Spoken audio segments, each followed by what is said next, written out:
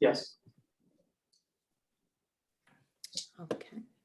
Good evening. Thank you for joining us this evening for our April 27, 2021 Cherry Hill Public Ed Board meeting. Public notice of this meeting pursuant to the Open Public Meetings Act has been given by the Board Secretary on April 21st, 2021 in the following manner. Posted notice on the school bulletin board at the Administration Building, transmitted to the Courier Post, Philadelphia Inquirer, and the Clerk of Cherry Hill Township. Please join me for the Pledge of Allegiance. I pledge allegiance to the flag of the United States of America and to the republic for which it stands, one nation, under God, indivisible, with liberty and justice for all. I will go ahead and now turn it over to Mrs. Sugars for roll call. Mrs. Arroyo, Here. Mrs. Stratton, Here. Ms. Friedel, Here. Mrs. Matlack, Here. Mr. Abadia, Here. Mrs. Schultz, Here. Ms. Stern, Here. Mrs. Tom, Here. Mrs. Neary. Here. Okay, great. That brings us now to the approval of minutes. Okay. We have 5.1 approval of minutes, board work session, special action meeting minutes, and executive session minutes dated March 9th, 2021. 5.2 approval of minutes, special meeting minutes dated March 16th, 2021. And 5.3 approval of minutes, regular meeting minutes, and executive session dated March 23rd, 2021. Do I have a second? Mrs. Matlack? Are there any questions? No. Okay, seeing none, Mrs. Sugars? The online voting is open, so board members, you can cast your votes. Mrs. Sugars, Yes.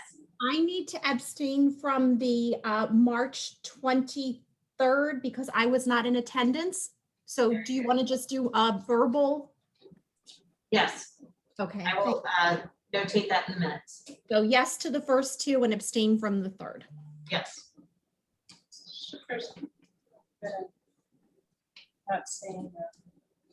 Mrs. Sugar, Yes. I had to abstain on March the 9th Okay. and yes to the rest. All Thank righty. you. Is there a voting popping up? Yes. So you want me to cast your vote? Yes, please. And that would be a yes? Yes. Okay. All right, very good. We have a unanimous vote other than the 2 abstentions that are noted. Okay, great. Thank you. And Dr. Malash, do we have, I don't believe we have a board recognition this evening, do we? No, not this evening, Mrs. Neary. There's no board recognitions for tonight. Okay, great. And that brings us to the presentations, which I know we have a presentation this evening. So I will turn it over to you, Dr. Malash.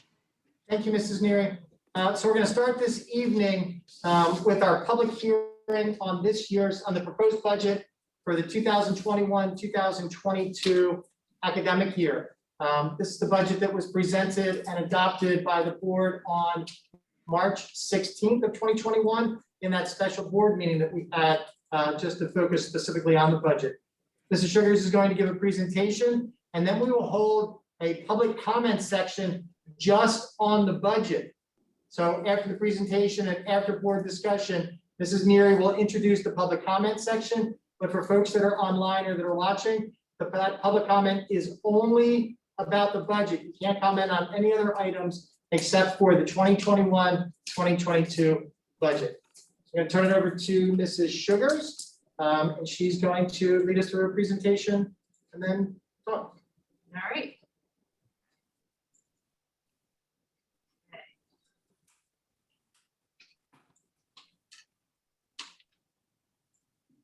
All right, so this will be a fairly brief presentation. This is the same budget that we talked about on March 16th. You will recall that we had a special board meeting to approve the budget that evening. And so that budget was what was submitted to the county office. The county office approved that budget for us last week on the 19th. And so that is the budget that we're presenting tonight as the final 2021-2022 budget for next year. So just quickly, let's go over the budget breakdown. We break our budget down into very broad categories because we have several different categories of expenses. And so we summarize them into regular education, special education, basic skills and bilingual, extracurricular and athletic and other instructional programs. And all of these costs are directly attributable to a particular program. And they include things like teacher salaries, aide salaries, classroom supplies, classroom services, textbooks, and other kinds of services that we purchase. So in this year's budget, you can see that there's an increase of about $2.4 million or 2.6% in that category of costs. We look at the next section of expenses. These are what we call our support or operational costs. These are not directly attributable to the classrooms, but they support the education process. And so in this category, we have items such as out-of-district tuition, student services, which includes things like child study team, the guidance offices, the nurses' offices. We have curriculum, PD, and media services, administration, which is the superintendent's office, the business office, the principal's offices, and the tech office. Maintenance and security, which is all of our buildings and grounds and our security staff. Transportation and employee benefits. And you can see that in this category of expenses, that's going to go up about $4.3 million or 3.8%. And then rounding out our budget, we have our Fund 12 expenses, which are capital outlay, and that includes equipment, construction, services, and then projects that we do through our capital reserve account. You can see that in the 2021 budget that we're in right now, we had a fairly large capital reserve budget. We have a smaller capital reserve budget next year. And then our annual SDA assessment, which is actually funds that we have to pay back to the state.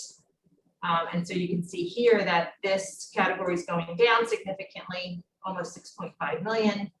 And that is attributable to the reduction in the amount of capital reserve projects that we're going to do. So overall, we're looking at a $222,545,000 budget, overall up $278,000 from last year, 0.1% increase.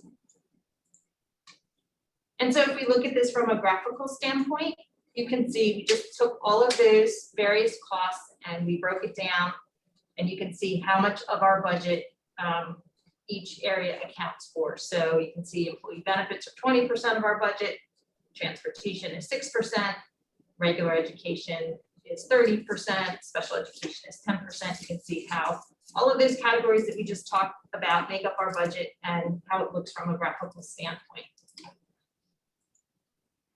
We talked quickly about those capital reserve projects that we're doing. Partial roof replacements, we had talked about this at Hart, Johnson, Payne, and Rosa to extend the current warranties on those buildings through 2030. Generator replacements, Man, Payne, and Sharp. And that will pretty much round out most of the generator replacements that we need to do in the district. ADA work, we will continue our ADA work with Beck and Payne. That's about $650,000, and that'll all be funded by the capital reserve account that we talked about earlier, $3,650,000.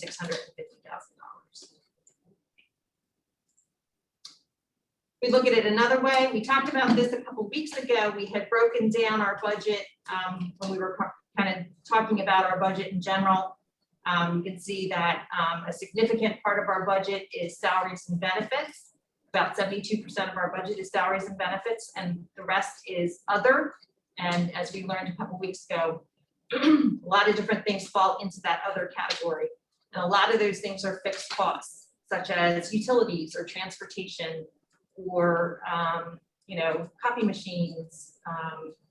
All those kinds of things fall into that category. So when we broke it down a couple of weeks ago and looked at what we really have to spend as discretionary income, it really was not a lot of money left over. So that category is going down significantly. And that is mainly because of the reduction in the capital reserve funds in that section of the budget. So if we flip over to the other side and we look at our revenues, you can see that our taxes are increasing by $900,000. That's a 0.49% increase in the tax levy. Miscellaneous revenues are staying the same. Our state aid increased in the equalization aid category. So that was good news. We always like to see our state aid numbers going up. And we increased the extraordinary aid numbers. We typically budget conservatively there because extraordinary aid is a aid that comes out of next year's fiscal year for the state. So we're always very careful about what we budget there, but we've had a history of receiving significant funding in that area. So we raised those predictions up as well. Whoops. And then federal aid, that's our semi-aid. Fund balance is our own funds that we put into the budget each year. We're increasing that slightly. Capital reserve funds rounds out that budget. And again, you can see it's the $278,000 increase, the 0.1% on the revenue side. And so if we look at this graphically, this always tells an interesting story because you can see how much of our budget, if you add up our fund balance, our capital reserve, and our taxes, that's 87% of our budget, and that's coming out of the district. So what's left is miscellaneous revenues and state aid, and very small percentage that comes from federal aid. So we are very much funded by local funds. And so talking about state aid, so we were excited to receive more state aid.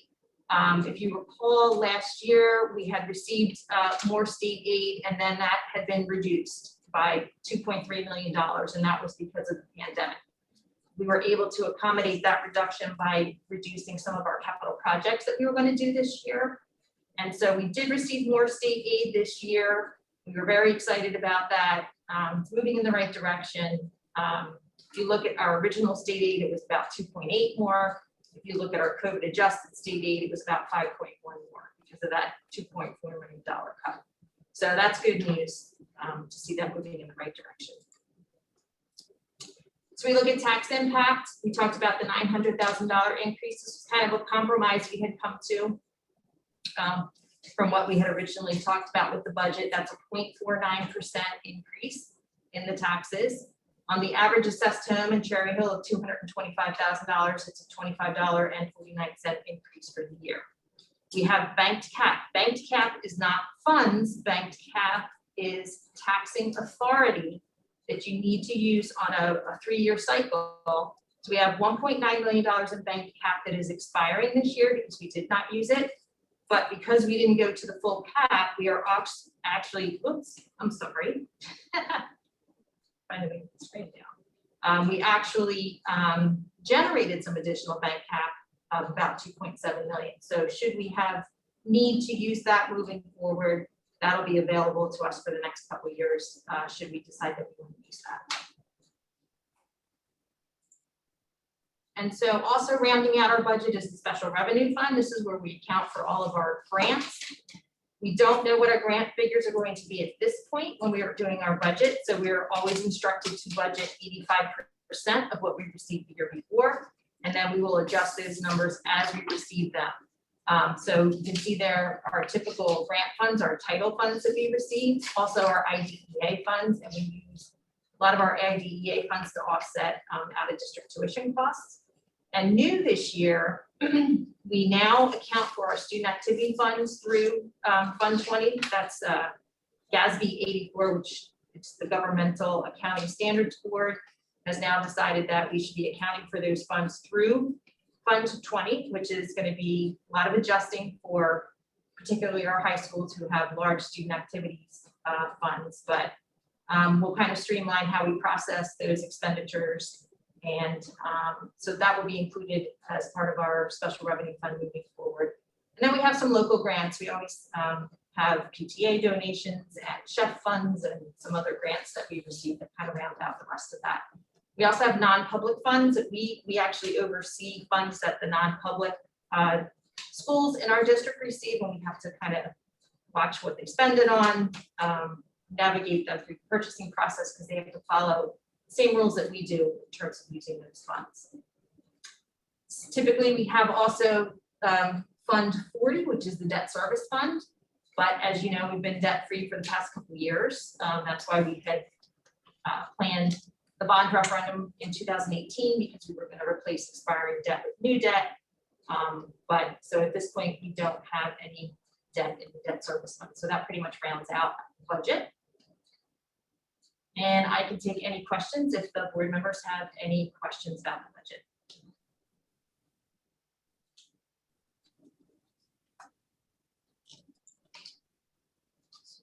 I can't find the raise hand feature. Just one question. Initially, back when we started talking about the budget, the benefits, you still were waiting for final numbers. Are these the final numbers with the benefits, Mrs. Sugars? Yes, they are. So we were fortunate this year in that we did not have an increase from Horizon. So we had a 0% increase from our carrier this year, which was great. However, we did have to account for Chapter 44, which is the state law that changed the level of employee contributions. And so employee contributions went down, which means the district has a larger portion of the cost to contribute towards. So we did have to account for that cost. Thank you. Okay, were there any other questions? Okay, so that brings us to the public comment for the budget. Public comment will be taken at this time with regard to the 2021-2022 budget only. Each comment will be limited to 3 minutes. And as always, please state your full name and address. Let's see who we have. The first one is Rick Short.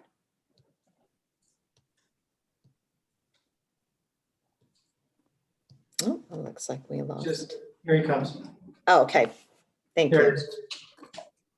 Hello, Rick Short, 1002 Chelton Parkway. I just want to mention to the board and keep this pretty short. We're entering into the second year now where we have not completed interior doors that can lock for a lockdown, which does not make much sense. The second thing is you're missing again basic sidewalk damage. It's not just a crack. These are serious deep cuts in Kingston where the kindergartens line up, at Carusi where you enter the gyms. These are not little cracks. These are huge, huge holes that are ridiculous that need to be repaired. And you're now going into your second year. Mrs. Tong mentioned last year that she wanted it in the budget to be fixed and it was never fixed. We also are missing our vestibules for $10,000. Yes, you can just add locks to the doors because you already have pre-existing vestibules. I hope someone on the board brings this up before it's voted on. Thank you. Thank you, Mr. Short. Okay, are there any other comments on the line? Okay, I'll hand it to Mrs. Sugars. Do we have any written comments for the budget? I do not. Okay. Okay, thank you. So that brings us to administrative reports with We Return to Learn. Dr. Malasha, we'll turn it back to you. Thank you, Mrs. Neary.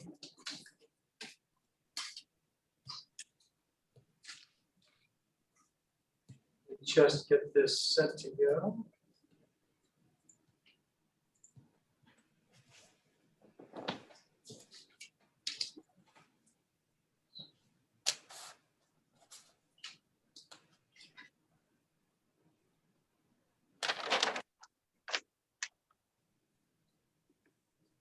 All right, thank you, Mrs. Neary. I have the pleasure of delivering the presentation this evening. Dr. Mahan is unable to be with us.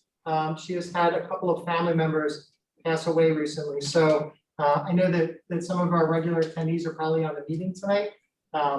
If I could just ask all of you to send happy, positive thoughts and keep Dr. Mahan and her family in your prayers as they deal with loss at such a difficult time is in the midst of the pandemic. So I am presenting on behalf of Dr. Mahan and Ms. Holtz.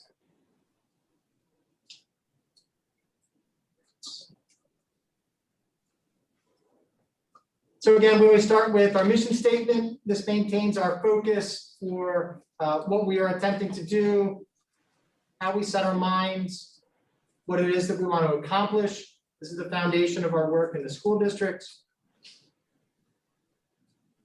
The 3 strategic planning goals around student wellness, purpose and passion, and connecting beyond our classrooms. Again, these 3 goals carry us from 2020 through 2025. These are the overarching areas for us to continue to focus upon.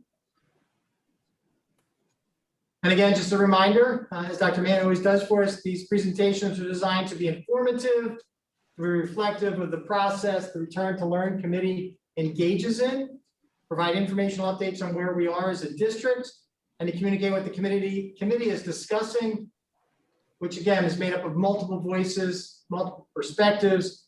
We have administrators, teachers, other certificated staff members, parents, board members who are participating in our We Return to Learn committee. Just a little bit on statewide numbers. Often people talk about, well, what's going on in the rest of New Jersey. This is a big picture view of statewide numbers. And this is information that Governor Murphy shared during his press conference yesterday. So according to the numbers that he presented, a little more than 1.3 million students right now in New Jersey. Of those students that are in districts, 246 districts are all in person, which is 251,000 students, or a little less than 19% of all the students in New Jersey. This is public schools. 470 districts are open in a hybrid model, which is 804,000 plus students, or nearly 59.5% of students in New Jersey operating in a hybrid model. 47% of districts are all remote. More than almost 180,000 students, a little more than 13%, and then 48 districts using a combination across different buildings within the district, so about 117,000 students, a little less than 9%. Yeah, just to give an overall big picture.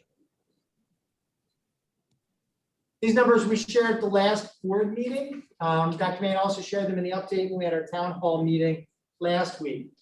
Just getting into that big picture of where we are as a state and where we are as a district, taking a look at in-person, remote, and the grand total of students at the elementary level, the middle level, and the high school level.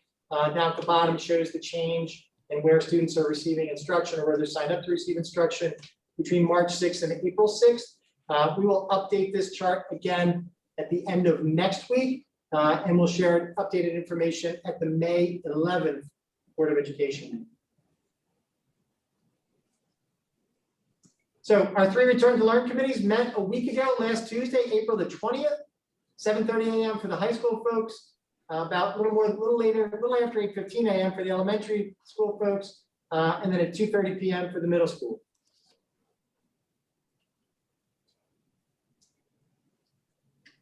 Dr. Mann shared consistent talking points and discussion points with each of the groups.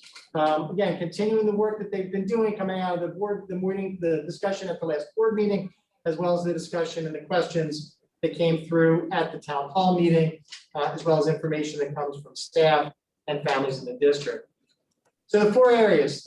First piece was focused on returning to a 5-day per week in-person model versus operating on the current 4-day per week in-person model. And again, if they maintain the 4-day model, would include a restructuring of the Monday schedule at the elementary level. Surveying related service providers to have a clear picture of the impact on meetings and services scheduled for Mondays for the remainder of the year. Related services referring to here, child study team members, occupational therapists, physical therapists, speech therapists, folks that deliver additional services to our children. Continuing the equity conversation, what are we doing to support remote students? Again, about 40% of our students are still receiving instruction in home. Mondays are the only day that all students receive instruction on the same platform at the same time. And then summer supports. looking at opportunities to provide additional supports at all three levels, elementary, middle, and high school. So at the elementary level, the committee engaged in and focused on these 5 things. That's what came away from. The committee will restructure the instructional expectations on Mondays, looking at that Monday schedule, which will be rolled out to begin on Monday, May the 3rd. Had a big portion of the discussion about orientation and open house dates, looking to get them published before the academic year ends. So as families are planning their calendars for the summer, looking at both virtual and in-person options for incoming kindergartners, first graders, as well as new students. There's been a lot of discussion in each of the committees, not just the children who are experiencing that first year transition into the building, but children who may be in the second year. So our first graders, our 6th graders, our 10th graders. You'll see that common theme. And updating of summer assignments and looking at what summer assignments and activities can be provided. And then lunch, what will lunch look like next year? So some good discussion, and the discussion is going on in each of our buildings right now, looking at the number of periods to serve lunch, social distancing, where to eat, what recess will look like. And again, where to eat in classrooms as an option, depending upon weather, possibilities in the APR and different structures, and possibilities at times outside, depending upon the weather. How do we structure that? What's a hierarchy look like in terms of allocation of time? How long will it take to serve meals? Meals will certainly probably start earlier in the day and then maybe a little bit later. But again, that's being discussed by those folks who are involved with those children at that level on a daily basis that's taking place at the buildings. And then adding the parent, the other thing from the elementary level, they discussed adding the parent of a remote student to the elementary return to learn committee. At the middle school level, discussion about orientation and open house dates. Again, virtual and in-person plan for the upcoming 6th graders, as well as the rising 7th graders and new students. An update and focus on summer assignments that will take place between now and when school finishes on June 18th. And then again, discussion about lunch. What will it look like? Number of periods, how do we social distance? Where will children be able to eat? What's it look like inside? What's it look like in classrooms? What's it look like outside as possibilities? And then again, a focus on discussion, which has come up with a lot of parents and staff members over the last couple of years about Mount Misery. And we are currently working with Mount Misery to assess mitigation practices, accommodations for the 21-22 school year, and look at who will be able to attend Mount Misery and will we be able to send children to Mount Misery. What will that look like? So that discussion has been ongoing as well.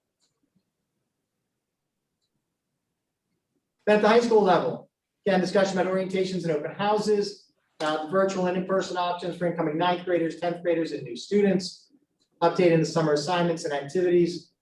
Then again, lunch, similar discussions as to what took place at the elementary and middle level, also overlaps with time, what does the structure look during the course of the day, where can kids eat in classrooms, and there's been a different model at the high school for a number of years, so they are a little bit more attuned to eating in different spots during the course of the day. These are the themes that after following up and going through the committees that seem to be present across those 3 meetings. First, 4 days of in-person learning has been very positive when we moved from 2 days of in-person to 4 days, that it has been and is a very positive experience. School communities have been happy and positive. I've had the opportunity to be in all of our schools over the last month or 6 weeks or so. It is fantastic to see students and staff members in classrooms together, thriving together, working together. The work that our staff members are doing to engage students on the computer at the same time that they have students in the classroom really has been unbelievable during the course of this year. Just last week, we had the opportunity to take our state senator, Jim Beach, and our mayor, Susan Shenangulo, joined Mr. Redfern and Mrs. Wilson and I, as well as Mrs. Neary and Ms. Friedel, to visit Beck Middle School, Sharp Elementary School, and High School East. We wanted them to see what the impact of the pandemic has been. What do classrooms look like? What's that structure look like? They had the opportunity to be in classrooms to talk to students. Again, students online and students sitting in the classroom in front of them. If there was going to be a change, again, the theme from the discussions on Mondays, that there has to be a very serious consideration about the impact on child study team and 504 meetings, students with IEPs and receive related services, as well as access testing for those students in our ELL population. So just one of the things that we went out and looked at was therapists and therapy sessions that are provided at the elementary level. As of the end of last week, there are 42 therapists working at the elementary level that are providing 204 therapy sessions, speech, OT, and PT, just on Mondays at the elementary level. Changing the structure on Mondays would then, again, completely have to change those related services that we provide to students who are eligible for them. Discussion about equity. What do Mondays provide? And then Mondays allow for 1 day of consistency and stability for all of our students, for all of our staff, again, to be engaged on the same platform in the same manner, to receive instruction in the same way. And we hear from students and we hear from parents of students who are on full remote instruction and who are on full remote instruction for a variety of reasons. And you know, as we hear from parents of students who are in school Tuesday through Friday about the difference on Mondays, we hear about the difference on Mondays for students who are on full remote instruction and the impact that that has on a population of our students. We must consider the impact on all of our students, what is provided for all students, you know, and again, that piece of 40% of our students are still remote. As we continue to plan for September, and some of the things, you know, these were discussed, we'll start to transition in more of the meetings. 5 days of instruction is our plan for September, full days in person, and in air quotes, which you can't see because we're looking at this screen, what a traditional day of school that those of us as adults pictures, right? Arriving in the morning, being there, having your lunch period at the elementary level, having recess of some sort, having your afternoon classes, and then heading home, right? That's the plan for September. That's our desire. That's what we're going to do. That's what we are working towards and working on. With the success that we've had with our 4 days of instruction, we know that this will work successfully in September. We're also looking at a remote option for September. Again, the question continues to be, and we have not yet received additional guidance from the governor's office or from the Department of Ed. How long can we provide that? And what will it look like? 5 days of instruction. And the plan is to do it separate from the in-person cohort where we are able to do that. The remote instruction option in September will be full days. We'll have designated teachers. We'll look probably to have classes that will be comprised of students from multiple schools. But again, that is all pending, the caveat that's pending approval from the New Jersey Department of Ed and receiving the regulations and the guidelines with which we have to follow. As we look at that remote option, again, elementary students will be grouped by the grade in which they're enrolled. We expect that we'll have students from across multiple schools enrolled in the same classes, just based on numbers. Middle school students will be grouped by grade and subject. Again, the goal is to have remote teachers at that level. And then high school students will be grouped by course and the course where they're enrolled. There's much more overlap at the high school level with students who may be in different grade levels, may be enrolled in the same class. The students will be grouped by courses. Where we can and we are able, we will look to have teachers that are just teaching remote sections. That may not, and honestly, most likely will not be possible in all areas, depending upon the content and depending upon the specificity of what the class is. So we're working on those details. Our goal is to be able to roll that out in a full way to the board and to the community while we are still in session in June. So that's our goal right now, working. And again, there are some of those things that we are still dependent upon the state and the department. And then questions, feedback, and discussion. Questions from the board. Again, as I do finish up, and I will echo one of the things that Dr. Mahan always refers to, I'm incredibly grateful for the folks who have dedicated their time to serve on these committees, who spend countless hours outside of the meetings. They talk to their peers, they talk to parents, they talk to students, they prepare information, they prepare details, and they come in and they advocate and speak on behalf of very large groups of people. I'm glad that we've had board input and board members who are able to attend, as well as having input from parents, as there are multiple parents on each one of those levels and have been over the last number of meetings. Again, valuable to be able to have those discussions in an open and an honest way. Okay, thank you, Dr. Malash. Are there any questions? Ms. Friedel? Ms. Matlack can go first. Okay, sorry, I'm on the other screen now. I see the hands. Thank you very much. Just a quick question. I was wondering, Dr. Malash, if you could just elaborate a little bit on the Monday restructuring that was on the slide with that the committee was speaking about at the elementary level. That's going to start May 3rd. If you could just Yes. elaborate a little bit on that. So none of the committees recommended changing the schedule, adjusting or changing from the current Tuesday through Friday schedule with Monday being full remote. That did not come as a recommendation from any of the committees. So looking at the Monday schedule, it's looking at how that time is actually spent, what it looks like, in the classroom. And again, at the elementary level where you have one teacher for the most part, unless there's an encore teacher who's in there at some point, who's doing the teaching. There's been a primary focus at times over the course of the year on the SEL programs, and the work that's been done in SEL. And looking for this across the 12 elementary schools beginning this Monday, May the 3rd, to be a more traditional or typical Monday of class assignments with language arts and math and social studies or science, but more of a traditional type schedule for the students. Thank you. Sure. Okay, Mr. Vadia?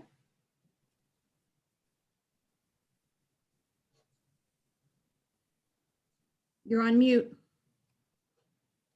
Yes, okay, I generally don't have so much trouble with technology. Okay, thank you. So Dr. Malash, I appreciate the updates, the thoroughness, the reminders embedded in the presentation. And I know, that our community has asked that this be a topic of discussion early and often, right? Every board meeting we look into it. But I guess I wanted to turn my comment and question to the more pragmatic. The discussion that I believe is left this year, as you're alluding to, is Monday going to return in person? It's not a recommendation, it seems, of the We Return to Learn committees, and yet in other forums we do hear from community and things like that. I guess my question is, for the board members in our role, how can we kind of be helpful in this process? Is this something where the reality is we're not going to return for Mondays this year, and the focus really should be on the full return that we plan next year? Is there more information to be solicited? Like, I think some people, I guess in forums like the town hall, we hear that predictability is so important. Is this year sort of like, are we set? Are we on solid footing where we're not really looking to make a change and focusing on 21, 22? I just think for the people out there that are planning, it might be helpful to see, like, how can the board help? What advocacy should the community be doing? Like, what would be helpful in our respective roles to you, in this process to move us forward, or to focus on areas of best attention?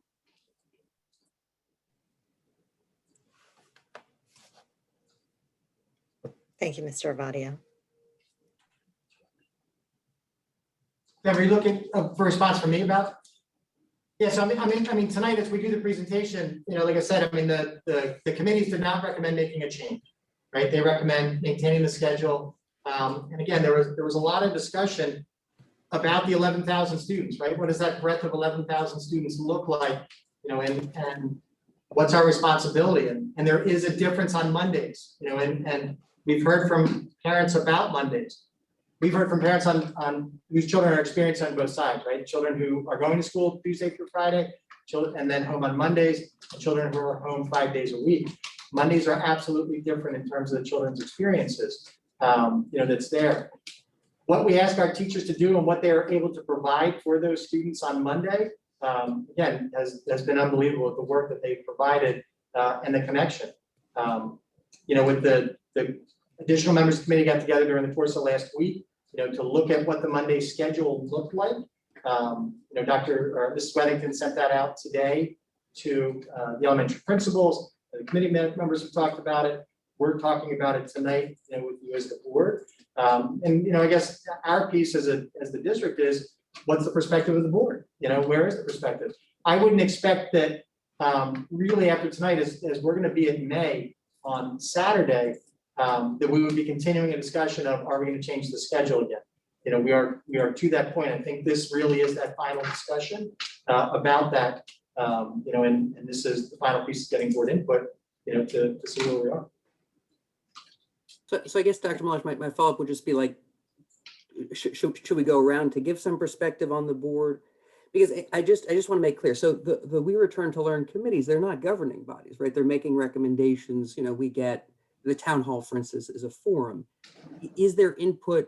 I mean, if you're looking for input from the board, I think it may be worthwhile to go around.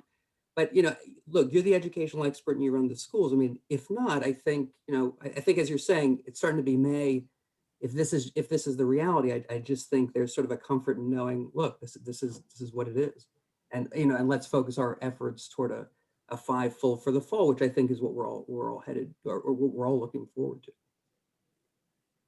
Does that make sense? Thank you, Mr. Ovadia. So I think Ms. Friedel had a question, then Mrs. Stratton, and then Ms. Stern. I think we'll take their questions. Ms. Thank Friedel? you. So I have a couple of questions, and it's piggybacking on the Monday, I guess, theme. My first question is, you shared about the therapies and services that are being provided on Mondays. Are those not being provided through the week? Are all of those services being addressed on Monday, or 80% are on Monday? I'm just trying to figure, where that impact is and how it phases over the week, because in pre-COVID, all of the services would be provided throughout the week, throughout the day, not all on a particular day or time. So I'm just trying to wrap my head around what that has the impact on Mondays. Mrs. Weddington? Thank you, Dr. Malash. Ms. Friedel, you are correct. Services are provided daily. We're just giving you contextual information so you understand the scope of the impact at the elementary level. So on any given Monday at the elementary level, that's the number of services that are provided to students that would then have to be rescheduled in some way if we were to change that Monday. Okay. Does that help? Yeah, so there's more going on during the week. That's just Yes, absolutely. Services occur every single day of the week. During the day. Okay, so then my next question, I'm sorry, is the assessment. And right now it's the letters are not in my head right now, but I know that when we were at one of the schools with Senator Beach, the testing was going on. DLM and access. Access and DLM. Access. Thank you. Yes. Is that testing that happens now throughout the year, or is that a specific block of time? And good question, Ms. Friedel. So access and DLM, based on the testing window, will continue until June 11th. And they're doing that primarily for the remote students on Mondays, because it has to be provided in a different manner in order for that to happen. Okay. And again, Ms. Weddington, if there's more that. No, that's correct, Dr. Malash.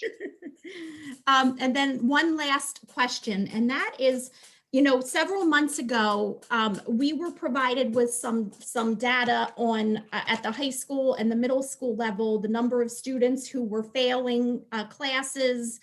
I'm just wondering, we've started the 4th marking period. What are those numbers looking like? What are we putting in place to work with these students who perhaps have IEPs, perhaps they don't, perhaps they have 504s, perhaps they don't, but the data is showing that this is not enough, or it's not getting them where they need to be. Are there any discussions on how to support specific populations, a tiered approach, they're able to stay longer than, at the elementary or the middle school level, past 12-15. So that's a gigantic question. That's a gigantic question.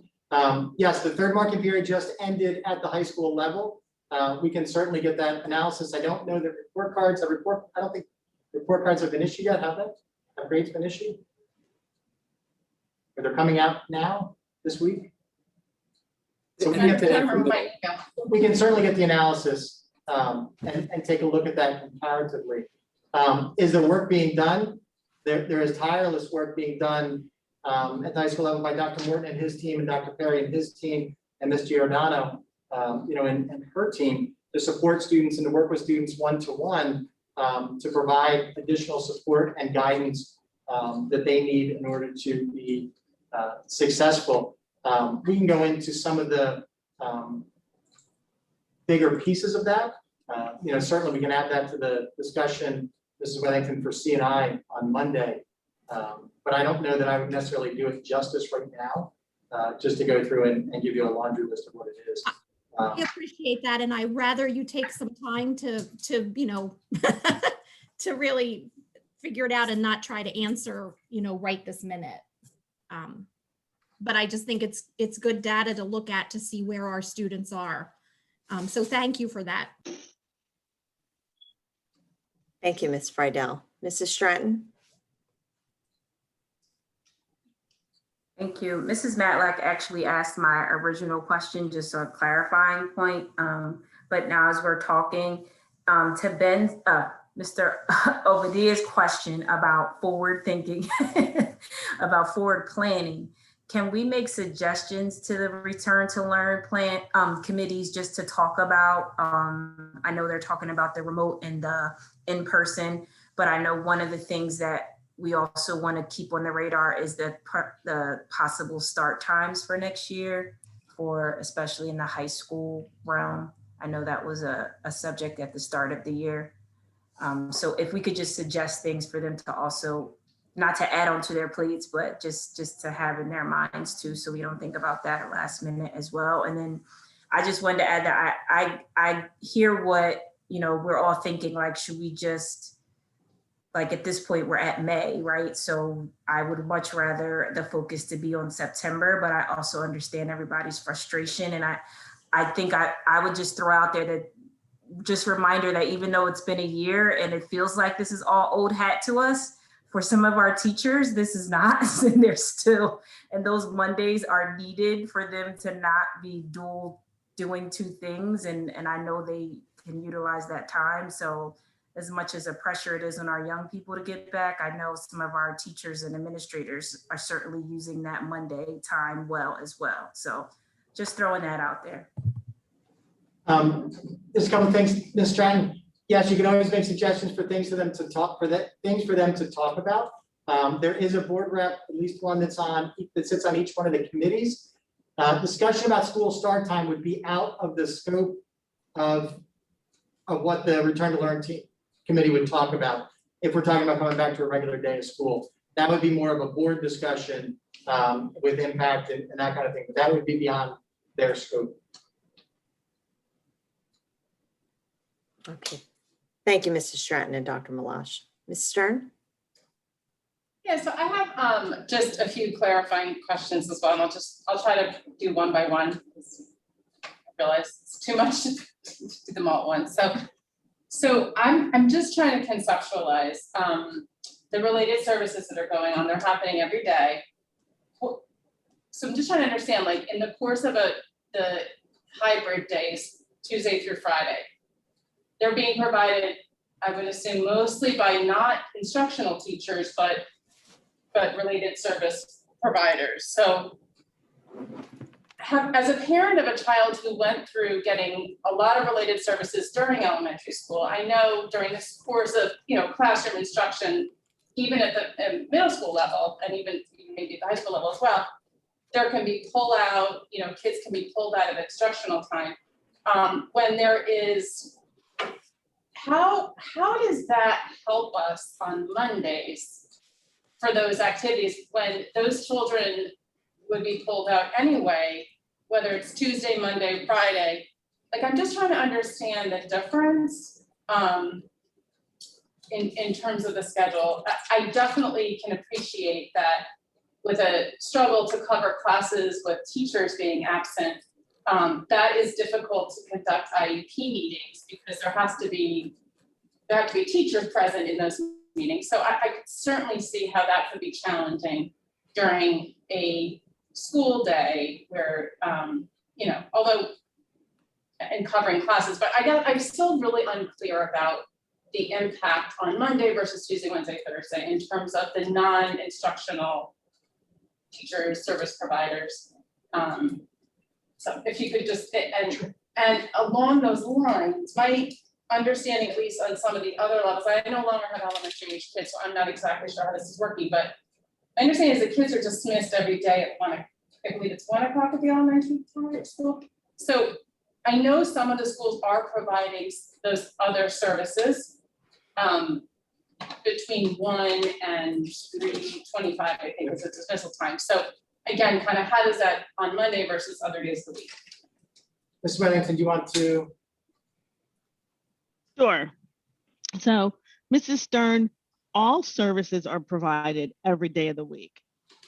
It is a little bit easier for the staff to pull students on a Monday just because of the structure of that day. We have given the direction to the therapist to try not to pull students from direct instruction. We don't want them to miss direct instruction for therapies, but sometimes we don't have a choice. Some students receive occupational therapy, physical therapy, and speech therapy. It's a lot to fit in any given day, in any given week.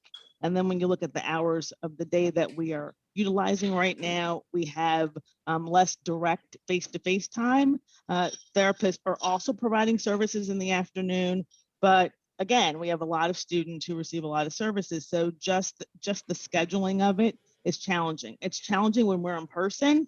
It's quadruple the challenge when we're remote. So we're doing the best that we can to make sure that students get the services that they need with the minimal interruption of direct instruction, but sometimes we don't have a lot of other options.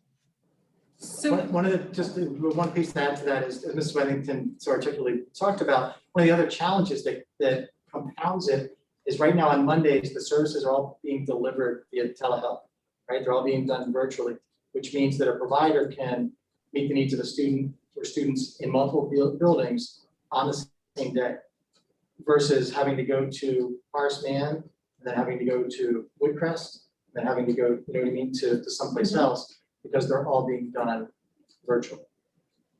sure, and I mean, I think that's definitely, I mean, that during non-COVID times, that's certainly a challenge. So, Right. yeah. And in non-COVID times, the schedule would have been built, right? The schedule would have been built in a different manner. So as a follow-up question, just to clarify, so if we're going to move these students to a more traditional Tuesday through Friday instructional schedule, how are we helping the disruption piece in terms of instructional time? Because it sounds like that's one of the big factors, is trying not to disrupt. Because I think previously Monday at elementary level, there were SEL lessons, so there was less kind of academic instruction time. I keep looking at this is what they do on the camera. So I just trying to understand, if we go back to that traditional schedule, the Tuesday through Friday schedule on a Monday, it sounds like if I'm getting that right, that's the plan, to kind of follow the same similar schedule. Then how are we still achieving that goal? Well, there's always going to be times that students are going to miss something, right? When one thing is being provided, they're going to miss something else. You know, in terms of what that looks like. Sometimes there's no avoidable way to do that, but that's where the related service provider, the classroom teachers, the families will work together to say, all right, this is what's being missed, this is what I need you to do, this is what's going to be done, wherever provided. Ms. Wellington?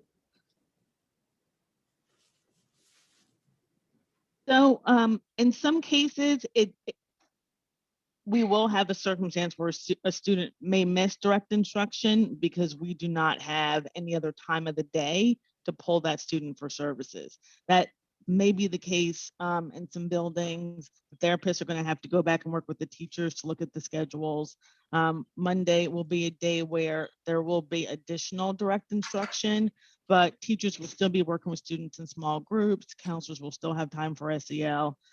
So we think that students are going to have the opportunities that parents have been talking about and calling in to discuss their concerns, and it will definitely impact services to students, but we will try to minimize that to the best of our abilities. So a follow-up question, or I guess, just regarding the committees in general, are we, when it sounds like June, we're gonna have some more details, that's the plan, to have more details of the fall lunch period, like, I think, because I know a lot of people are wondering and questioning, and, how far along is the planning for the fall? I had someone say, oh my gosh, I just heard we're gonna go to half days in the fall. I mean, people are worried. We're not. So I don't know. So I think it's wonderful that the plan is pretty clear that we're gonna really have more details come June, because I think people definitely need to plan. And I think one of the challenges is, and the return to learn committees have been, meeting through the year. It's a lot of time. It's a lot of extra, really, bandwidth to do that and teach hybrid. And I think we currently have on the 3-level schools, we have a 1 board member and 1 parent. Is that correct? 2 parents. 2 parents. Okay. Do we have a board member and parents on the return to work committees? Should we have them on there? There's parents on the return to work committee. I'm not sure if there is. Ms. Adrian, is there a board member or Mr. Bart on the return to work committee?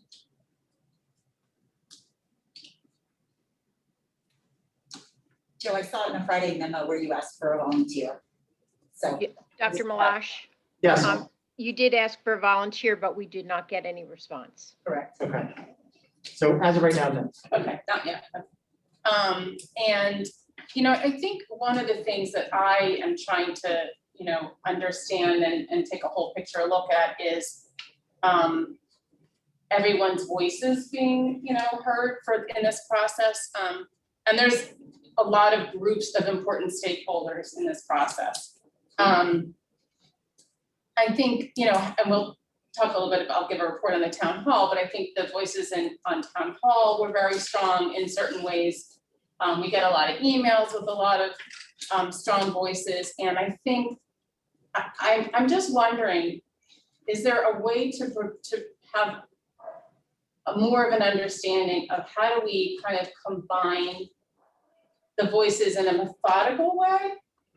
Because I think some of the decisions this year, it's not clear to me, kind of like, is it definitely coming from return to learn? Is it definitely coming from administration? Is it definitely coming from input from the community? Like, I just wonder, as we're looking at how do we do this going forward, because clearly we're gonna have to, like, do we wanna relook at, like, even just how do we get a whole clear sense of, like, the decision-making process? I mean, I don't know, I might be the only one who's not clear about it, like, but I'm guessing I may not be the only one who's not fully clear about it, so, in a collaborative way, I guess that's what I'm trying to figure out, how to bring a little more, I guess it's just a sense of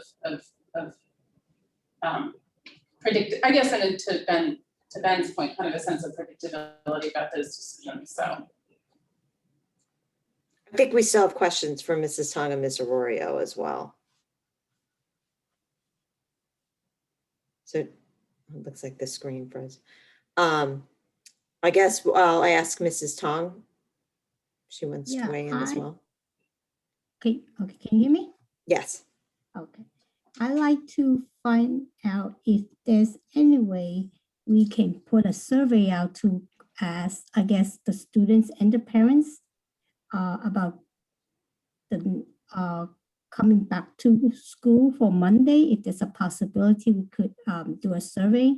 I know it's only like a few more weeks left to the end of the school, but if we have a possibility, that might be a lot of students and parents want the children who are back to classroom, see what the options are, if any. And then if not, it would be there any summer program for these students that needs additional help that's missing out during the school years. I think those are my 2 questions.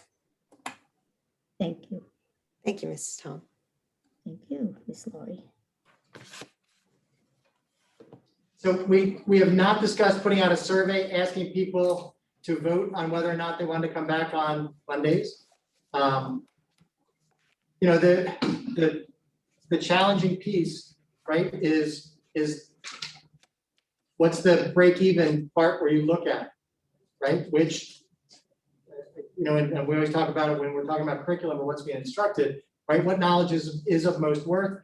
You know, the question is we look at children and children's needs, you know, to try to balance the needs of those children who are home, the needs of those children who are in school, who are receiving instruction from the district that the district is responsible for, you know, all 11,000 of them. We have not chosen to put a survey out. No.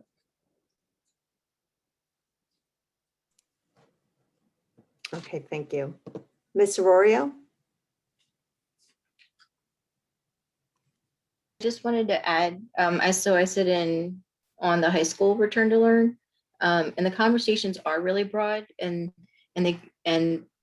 some of the pieces of what was discussed at the town hall were brought in because I guess I'm assuming they participated in the conversations, but they did talk about like the lunchtime, snack time, and the changes that did happen from the last time that we met, and how that was working out. And they talked about what it would look like for next year. They talked about grading as well. Dr. Malash, I don't know if you mentioned that, I wasn't sure. And they talked about, one of the teachers did bring up the 5-day piece, like what it would look like to be back in for 5 days, and what would be the impact. So these conversations are happening there, and I'm grateful that these pieces are brought up, so that everybody, I'm just sharing that piece so everybody knows that that at least when I sit in, when I have an opportunity to sit in on those conversations are happening. And we did talk about what Ms. Wethington was saying about, if kids get pulled in and out of classes for the additional services that they're provided, that doesn't change that it's not anything different than what you would see throughout the year, because they still have to oftentimes be pulled out of certain classes. So it just impacts the amount of time that because our days are shortened. So, adjusting to that, but those pieces were talked about when at the high school level. Thank you, Ms. Arroyo. Mrs. Schultz, I see you had your hand up as well. Yeah, thank you. And Ms. Arroyo actually touched on kind of what I was going to ask, and that was, it sounded like Dr. Malash, the recommendation out of all the committees is not to move forward with a Monday. So my only question was kind of what Ms. Arroyo spoke to, was it sounded like that was kind of heavily discussed, debated, talked through, and I don't want to draw the assumption, but I would only assume that if the recommendation was put forward to keep Mondays all virtual, then it sounds like the majority of the staff as well feels strongly about keeping the schedule as is. And you touched a little bit on the reasonings why they kind of supported that, but again, I don't want to draw the assumptions, but it did sound like, based on what was just stated, that it's being thoroughly discussed and vetted and talked about. Yes, again, I would reiterate that the discussion, and I had the opportunity to attend all 3 of the meetings again this month, as they met. The consensus among the group is to maintain the schedule other than changing the Monday, that morning schedule at the elementary level. Again, based on the needs of the students, based on how students are currently presenting, what that looks like, and this is, as the recommendation comes through, again, you've got teachers by each level. They're broken down parents, they're representative of different schools and different backgrounds, different experiences, different children, even at elementary, middle, or high school. And then board members who have certainly shared perspective and background. So it's a pretty broad range of what's there, and then everybody brings their own perspective and what they hear and what they solicit and what they get, from their own school communities, what that experience is. Everybody, I will tell you, I believe to a person, everybody wants normal, right? Like, I do believe that people want normal. People want to be back in school in a regular schedule, have a regular day. You know, parents at home to send their kid out walking to school or get on the bus or drop them off and have that regular day, that regular experience that as adults in our minds, we picture and we feel school to be. Our goal is to get to that hopefully we'll have that feeling at least, you know, of some better sense of normalcy coming into September. As the educators, as we look at it too, though, the challenge is, you know, that kindergarten teacher that has 16 kids in the classroom and 6 kids that are online, you know, and what that looks like during the course of 4 hours. It's exhausting. It's incredible. It's a beautiful ballet that is done in classrooms to watch teachers do it, but it's unbelievable what they've been able to produce and what they've done just a year in. You know, most of, you know, we've done trainings and that kind of stuff, but most of it they've figured out that they've worked together. But they're the ones that are engaging with those children. And it doesn't matter whether it's kindergarten or seniors in high school who are at their homes or who are online and in school, you know, and have that firsthand experience about what it is. And that's hard and challenging for them, right? There's a social emotional toll that it has on our staff members to try to provide for each of the children. You know, we talk all the time. Dr. Morton, you know, in his work at West in the last few years has talked a lot about No Child Invisible. You know, we have to leave no child invisible. And that word has come up often in these discussions about these children that are home, again, for a variety of reasons on full remote. They can't be left to be invisible or to be the afterthought or the second of what's taking place. You know, so I believe that's at the heart of where the recommendations come from. I believe that's at the heart of what they want to do. The educators to a person would want nothing more than to be back in a normal schedule, all the children in their classroom doing the same activities that they're able to do, being able to share, being able to do things you know, that take place as part of good school, that art and the science of teaching, you know, that we want to exist. Thank you. Thank you. I believe Ms. Arroyo had her hand back up, and then I had a question as well. Just to clear it up a little bit, one of the teachers did bring up what it would look like to bring back tiered portion, like a tiered approach, bring back specific students that need additional supports on Mondays and what that would look like. That was just to be a little bit more clear on that piece of the conversation. Because she was, I'm not sure, Dr. Malash, I'm not sure who, like what group she was representing, but I know she brought it up for ELL, I think, and students are in, not sure if I'm saying this right, classified classrooms for those that have additional supports needs. Is that correct? IEPs and 504s. IEPs, yeah. Yes, that absolutely was part of the discussion.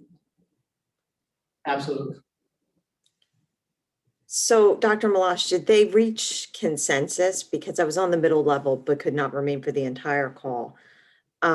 Because one of the things is in thinking about equity versus equality is can we bring, you know, some of the students back, even if it's not all, or even if it's just elementary, so that for some of these kids, they're not coming back to the full blown come September.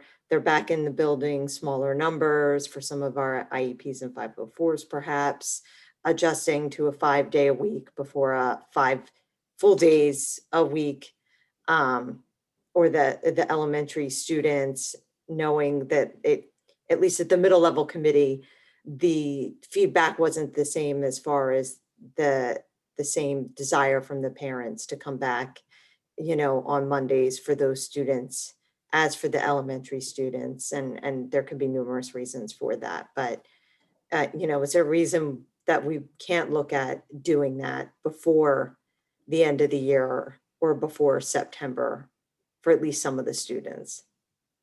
And doing what, bringing kids in, some kids on Mondays? Yeah.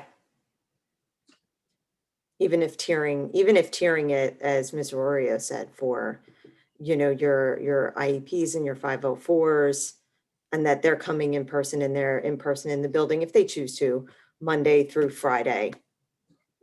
Knowing they have the option to stay remote if they want to, but for those that want to be in, or at least so we're getting some of the students back, or even just elementary. Right. We can certainly take that back to the committee and ask them to discuss again. That definitely was not the consensus or what the feeling of the committee was to go through.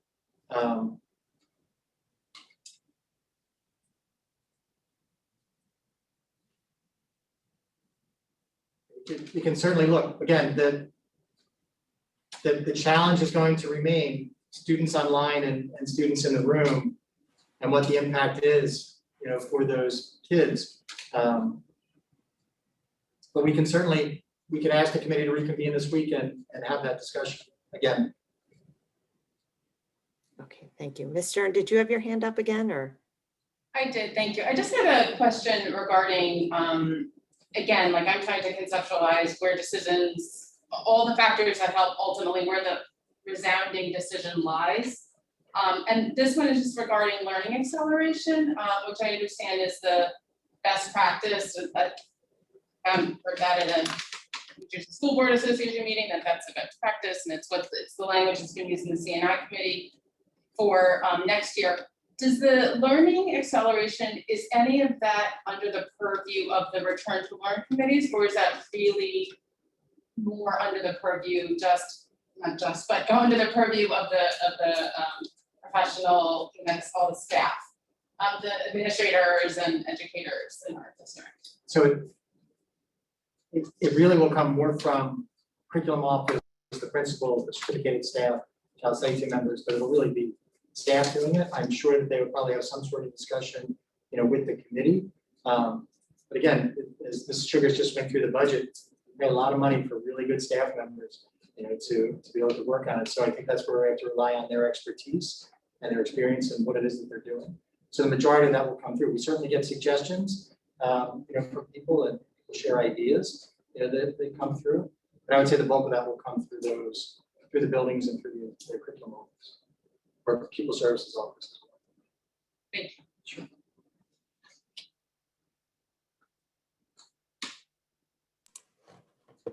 Okay, thank you. Were there any other questions? Okay. Okay, if not, we'll move on to correspondence. And was there any correspondence?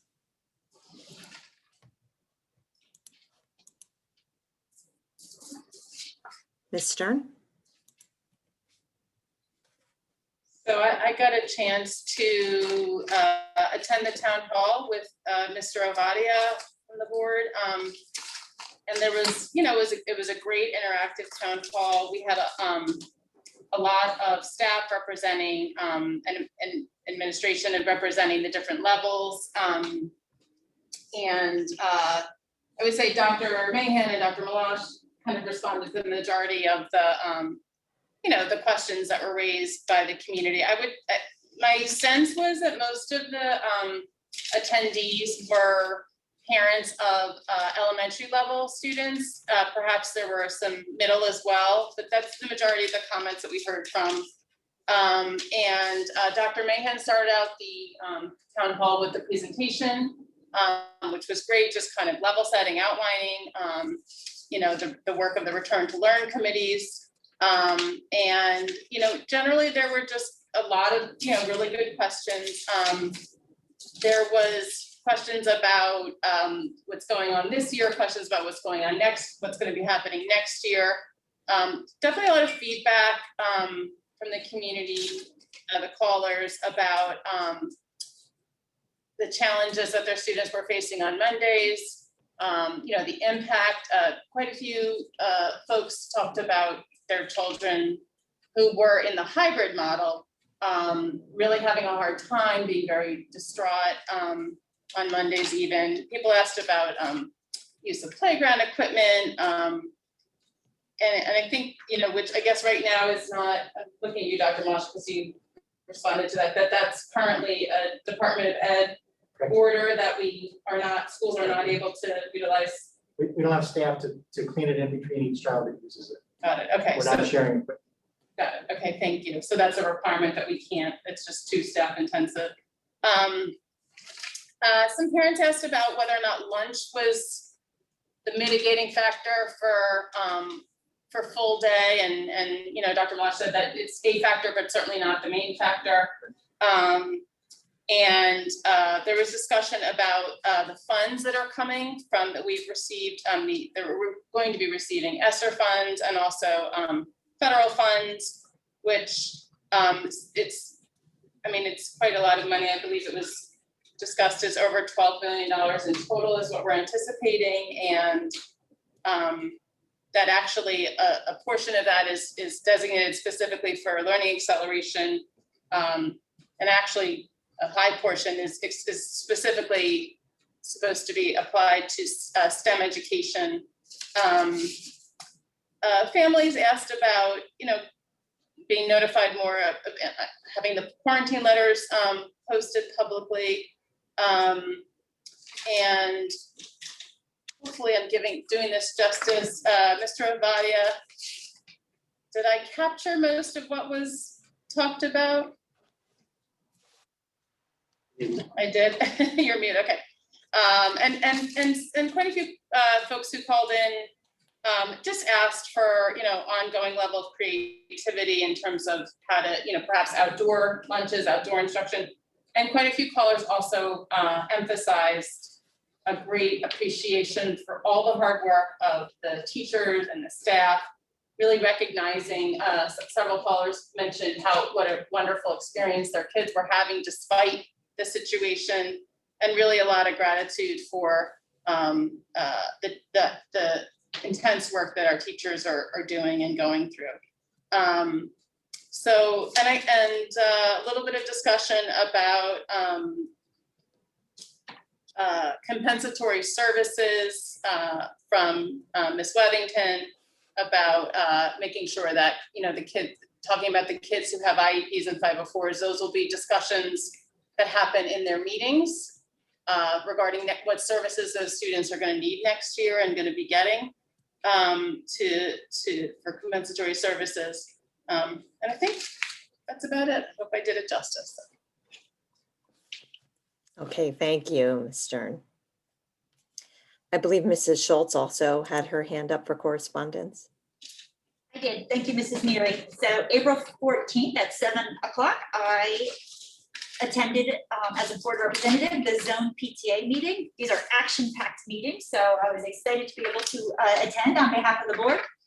It opened, and I will apologize in advance if I mispronounce some names, and I definitely do apologize. I'm sure I will, and not my intent. It opened with Ms. Jen Fleischer. She spoke about the nominating committees, and I guess it is the time to send forth nominations for the executive board and the standing committee. So that is the time. Then they moved on, they approved the secretary's report. Ms. Kareem gave a great update on the project they're doing with Book Smiles. This is actually a service project, it is district-wide, so that was exciting to hear about. They then discussed the spring breakfast and some various options. I think where it's gonna land is we're gonna split it into two groups, kindergarten through 5th, and then 6th through 12th, and looking at possibly having it outside here at the Malberg building. One of the things that they talked about was actually looking to have West students cater so that we could use some of the students from our own district. But at this time, we only have one student at West that I believe is attending. But this is a great idea that they said they might table and do this for next year. So I thought that was a pretty great idea to use our catering services at West High School.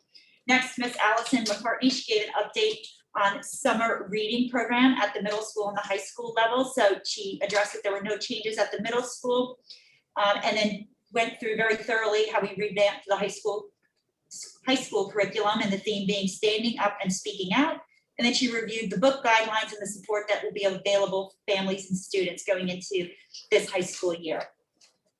And then Ms. Stephanie Graff gave the treasurer's report out to the representatives. And then we moved into questions with Dr. Malash, and he answered a whole various host of questions that ranged from school meals, the senior clap out, quarantine guidelines, the 5-day-a-week learning, what happens with the medically fragile students after the governor's announcement. We reviewed the percentage of remote versus in-person learning, high school sports, and how do we add in breaks, what are the graduation plans, What does it look like for proms at an outside venue? In 8th grade dances, we gave an update on testing, busing kids to middle school sports in kids' homes. How do we arrange a safe space for snacks? He gave a plug for the April 19th town hall meeting, and then we talked about why we thought the high school numbers were so slow, and then also talked about high school start times. Next, Miss Lori Deitch gave an update on fair funding. She discussed how they were going to be coming out with a new flyer and maybe taking the direction of fair funding into is the kind of making the relationship about how the loss of funding over all the years and why we need the bond. She also pointed out a pretty interesting statistic that at the last bond that only 20% of parents actually voted on the prior bond. So after that, we moved into an update from Ms. Jen Nadio from Chisepta that they were still advocating for in-class resources for AP and honors. And Ms. Nadio also touched on the fact that they attended the Asian Pacific Walk as well on the past Saturday as representatives for the Chisepta. Then we talked about the upcoming Dancing with the Cherry Hill Stars, which, if I am correct, our very own Dr. Malash will be dancing this year. Something like that. Don't get your hopes up. I will say my There's some hopes really are. good dancers. I'm not one of them. My hopes are very high to say Mr. I believe Dr. Malash and your partner, if I remember correctly, is mayor. It is the mayor. So, so we talked about the update for Dancing with Cherry Hill Stars. I don't have the website for that donation, but this is a great event. I have attended in the past, looking forward to this again this year. And then Mr. Steve Redfern gave an update and he talked about the grants that will be, kind of gave an update. I'm gonna leave that one alone so I don't get that incorrect.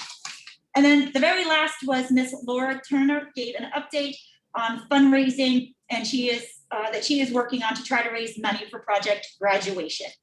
And that was it. So I apologize again for any mispronunciation of names, but it was a wonderful meeting. And that is my update. Okay, thank you, Mrs. Schultz.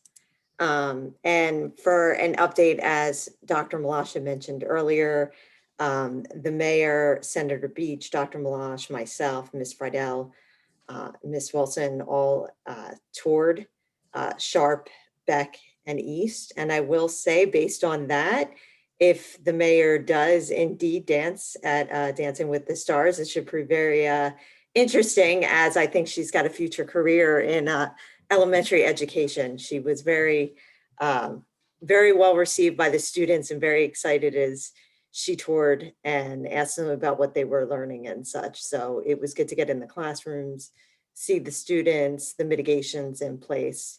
It was very insightful, and definitely the mayor should keep an eye out for future work. And that was the only correspondence I had. I didn't know if there was any other. Mr. Ovadia? Sorry, it's a question, I guess, for somebody. I don't know who, but it's come up twice now with the high school start times. Where does that belong on the board? Because it's come up with zone PTA and it's come up with Ms. Stratton mentioned. So I don't know if that's P&L. I don't know, but I didn't want us to lose that bit of repeated theme. It can be discussed in P&L. There's a piece that would need to be discussed in HR, can I just jump in that it was brought up in CNI? I missed the last board meeting, so I don't know what report, if that was reported or not, but it was brought up. Dr. Mahan said that she said, we have not forgotten about this. We will be talking about this. So it's definitely on the docket. And I believe apparently Mrs. Matlack has been trying to speak, but I don't see her hand raised on the screen, so I apologize. No problem. I can wait my turn. I just have a real quick update from the state leadership meeting of the county presidents and vice presidents that we meet every 2 weeks. There were several discussions, a couple of them really centered on the experience of schools, North Jersey schools, and some of the things that they're experiencing. So I won't get into that.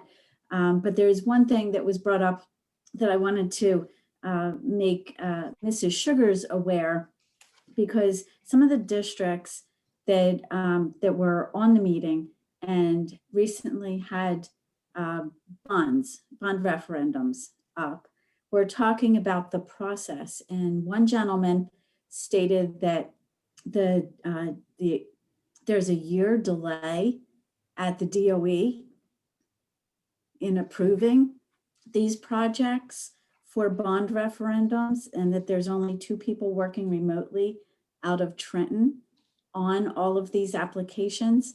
And I'm sure you are aware of this timeline, but I was surprised by that extended timeline. I was not aware of it. So, which is much longer than the 90 days and much longer than, I believe, the 120 or more days that the last referendum project review took for us. So I just wanted to bring that to our administrators' attention. That was from the meeting. And that's all I have. Thank you, Mrs. Matlack. Mr. Ovadia, did you have another? No? Okay. If no one has any other correspondence, that'll bring us to our student representative reports. And let's see who we have up. I see Naomi Bergtaub on the screen. Or I see her name.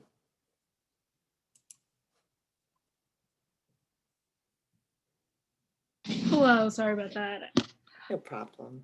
All right, so first I have a spring sports update. Spring sports began a couple weeks ago, and we've been continuing with their preseason scrimmages and have begun their competitive games.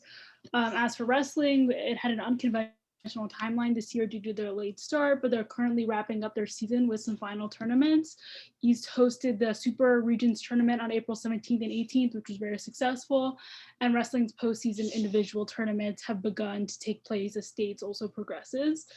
Moving on to Mr. East. East continued the Mr. East show this year in the pre-recording that was broadcasted virtually on April 23rd at 7 p.m. This year, there was 8 contestants, all of whom filled portions of the shows independently to ensure a COVID-friendly performance. To conduct the award ceremonies, advisors, chairpeople, and contestants met together outdoors with masks to stream live on YouTube. So this year's Mr. East finalists are Tyler Seaman, who was the second runner-up, Seth Hornstein, which was the first runner-up, and Jordan Grossman, who was crowned Mr. East. So it was really great to have this event in a return to normalcy, something that we've been having at East for a really long time. So as for an extracurriculars update, beyond spring sports and Mr. East, East has also been very active in other things. The yearbook has been finalized. Despite the largely virtual year, they've gotten photos for each club and represented the school in an in-depth way. Other schools are continuing to be active and helping move our goal forward towards equity, with honor societies, cum laude, and East musicians providing free virtual tutoring to different students in various subjects and grades. So this is just I know that equity was being discussed as a goal that we're working towards earlier in the day. And I think that this is one of those free ways that we're being able to achieve that right now. The music department has also been busy this past month with the Bells recording their Muppets themed performance with senior members of Stay Tuned and Voice. Orchestra is also working on a Les Mis performance for Dancing with the Cherry Hill Stars, which we just discussed.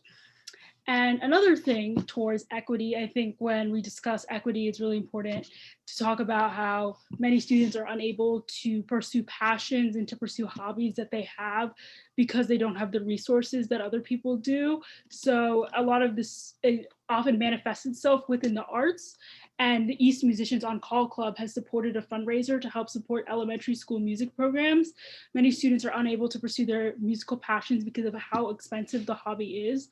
This fundraiser seeks to provide free music tutoring and instrument rental programs for underprivileged students. And if anyone would like to contribute, the GoFundMe is on the link of their Instagram, East_Musicians on Call.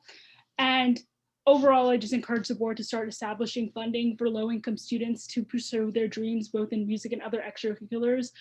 I know obviously the budget we just saw, it's been reduced and it's really tough to find funding, but I think that this is one of the most important things, if not the most important thing, to make this all opportunities accessible for everyone. And speaking of making everything accessible for everyone and a fair community, there was an anti-Asian hate rally, and it had a really diverse and large showing. There were speakers from all over South Jersey that came together for this event, including 2 East students, Crystal Ye and Gina Liu. And those 2 people are on the executive board of our student government. It was a remarkable show of solidarity between people in the Cherry Hill community in response to recent hate crimes. And I think it was just another way the Cherry Hill East and Cherry Hill community in general has been up to date with issues and trying to address them and make this community a better place. As for Sga updates, all classes have started planning for Spirit Week, setting up group meets for everyone involved, including students, choreographers, and song mixers. Classes have started to practice for the Spirit Week dance, and everything is progressing like it normally would. So I think that when we talk about like returning to normal next year, a lot of the things we typically do are still happening, which is great. And also speaking about feedback, the freshman class is planning a mental health talk. So they plan on sending out a survey to the class, and then the event will be more education based, focusing on like the results of the survey with the guidance counselors. And having spoke to some of the representatives from the freshman class, they're really hoping in the future we can all work together to set up a town hall meeting discussing the main points and concerns discussed in the mental health event with administration. So I look forward to help coordinating that in the future. So the Student Voice Committee, which is run by mainly the sophomore class, they're working on focus groups, and they've been continuing to release surveys about breaking issues at East. They're planning to the results from this initiative to Dr. Perry, who I think they're meeting with next week or this week, I'm not sure. And so I'm looking forward to sharing any feedback, and I'm sure Dr. Perry will share anything important that he learns.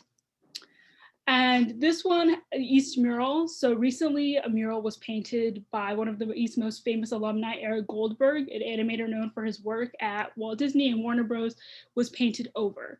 So this painting was seen as controversial by some members of the AAPI community, but some members of the East community have been frustrated by the lack of community conversation surrounding this decision. There was a survey sent around before spring break to some of the members of the AAPI community, which was then presented to Dr. Perry before this decision was made. So I know Dr. Perry did ended up doing an interview with Eastside, which helped clarify a lot of what people were concerned about. But I encourage the school and or the Board of Education to send a letter communicating why this decision was made, as some people are confused. I know a lot of people have made references to ragtime, which in the comparison of ragtime was really a community discussion about why like it may be offensive, why it may not be offensive. And people were hoping that the same would happen for here, so that not that we paint it over, but we just also learn why do we want it to be painted over, what is offensive, what stereotypes are being portrayed here. I know Dr. Perry has talked about reaching out to Eric Goldberg about painting a new mural there, which I hope that we can get that done, but I just hope that we have a more open discussion about making decisions like this in the future. Thank you. That's all I have tonight. Thank you so much, Naomi. And now we'll hear from Alex Turley, our Cherry Hill West student rep. Thank you. So for West, as the new 4-day hybrid now becomes the standard hybrid schedule, the energy and vitality in the walls at West are reaching new heights.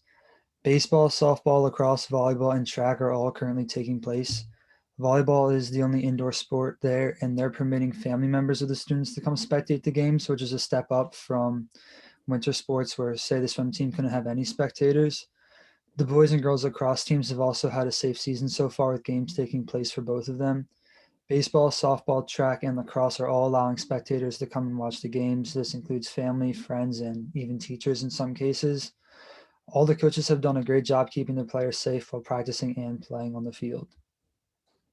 For the performing arts news, the choral music department has fully been utilizing their allotted singing time each day. The morale of our musicians is on an exponential rise as they began to see some semblance of normality. Recently, West singers have finished the recording of Precious Lord as arranged by Adrian Dunn. This recording was submitted to the Camden County, New Jersey Teen Arts Festival. We look forward to see the results, and seniors this year are anticipating their senior solo night, and where they will get a chance to showcase their talents in an outdoor concert setting. The theater department has been busy fulfilling for students and those involved in the productions. Powerline, The Story of Me, Mario, and Your Mom went smoothly for the cast and crew. The turnout from the audience was wonderful to see. On behalf of the West Theater Department, we would like to thank everyone who supported and watched the performance. Coming up soon, the department expects to put on the annual one-act play competition between the grades. For some extra miscellaneous news, Cherry Hill West sent 3 competitors to DECA International Career Development Conference. This will be taking place in Anaheim, California, but this year it's been fully virtual. Our 3 competitors are Sarah Cole, Annie Ziegler, and Matt Son, and we wish them the best of luck on the DECA ICDC exam after they submitted their recording and uploaded their role play. The Fine Arts program was given the opportunity to compete in the Vans Custom Culture Contest, where students customized a pair of plain white Vans shoes for a chance to win $50,000 for the school art program. We haven't yet gotten results, but we eagerly await the public and expert panel vote that will determine the finalists.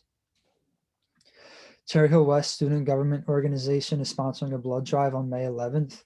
Students who are 16 and older can donate blood from 1 to 3 o'clock when they sign up for their time. Parents and community members can also donate blood at the blood drive from 3 to 6 p.m., but appointments will be needed. So you can contact Mrs. Hensley if you are interested in donating. For senior events this year, the student government has done quite a lot to make the senior class have some events. A bowling and fun night has been planned for April 29th for the senior class at Cherry Hill's big event. Additionally, a class of 2021 and class of 2023 trip to Six Flags Great Adventure has also been planned for May 22nd. West Science Club just competed in the New Jersey Science Olympiad. While no students placed, it was a delightful experience in camaraderie and science fun. Science Club students also participated in the World of 7 Billion video competition. And that's all for Cherry Hill West tonight. Great, thank you, Alex. Okay, now that brings us to our first public comment. The first public comment session is for board action items only. There will be another public comment section for any topic at the end of the meeting. Call-in comments will be heard first, then emailed comments to the board secretary will be read. Each comment submitted shall be subject to the 3-minute time allotment. Please identify the board action item you are commenting on from section 14, curriculum and instruction, 15, business and facilities, 16, human resources negotiations, and 17, policy and legislation. Okay.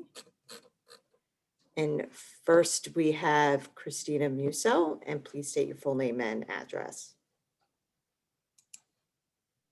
Oh, I'm sorry. I didn't mean to hire my hands. I'm sorry about that. No problem. Okay, then next we have Carolina Bevid, and your name, address, and the agenda item as mentioned previously.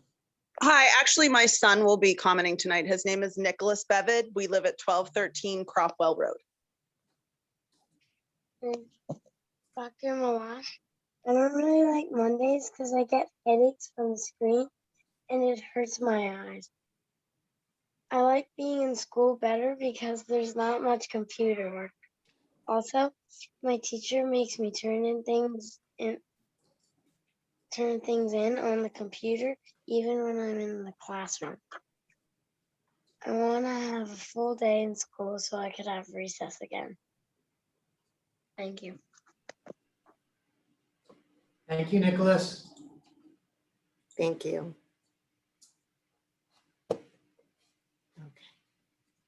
And then please note it is on the action items as mentioned, 14 through 17. Next, we have Isabella Bush.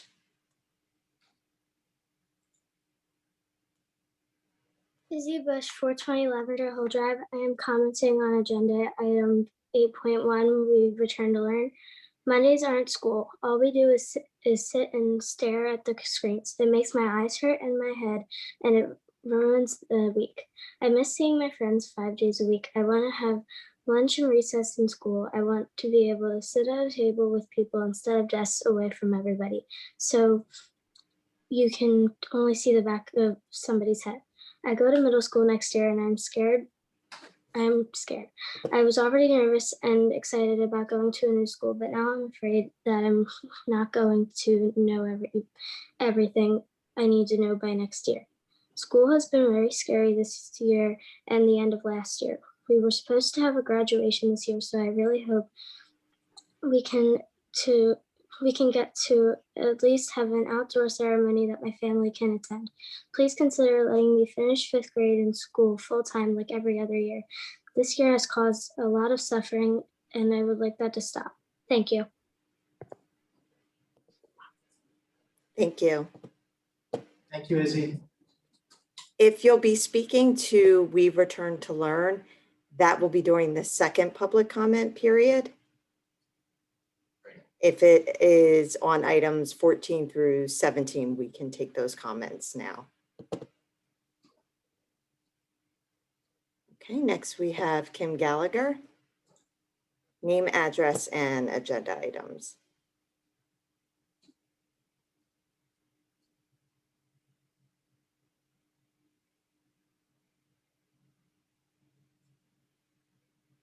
One 537 Hillside Drive. I was going to speak regarding We Return to Learn. I'm not really sure why it's not on the first public comment agenda item, because doesn't that usually discuss all topics on the agenda? I don't have any comments about the other things. Kids need to be in school. Thank you, Mrs. Gallagher. Andrew Bush.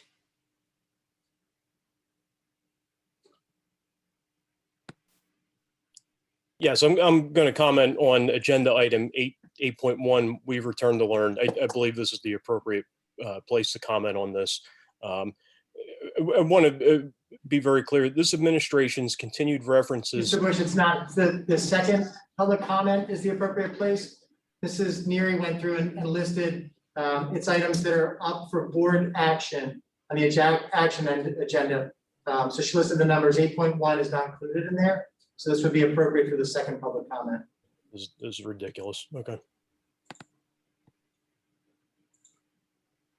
Dr. Malash, if we have students that are going to be speaking, do we want them to go ahead and speak now, given the late hour?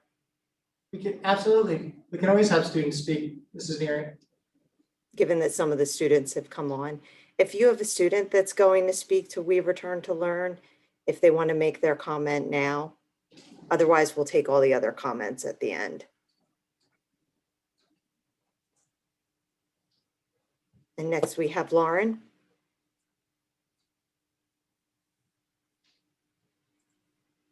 I too thought that this was the place to speak for 8.1, We Return to Learn. In the past board meetings, we have spoken at public comment for that. So I don't really understand why we can't comment now, but I guess I will wait another few hours. Thank you, Lauren. Next is Patricia McCargo.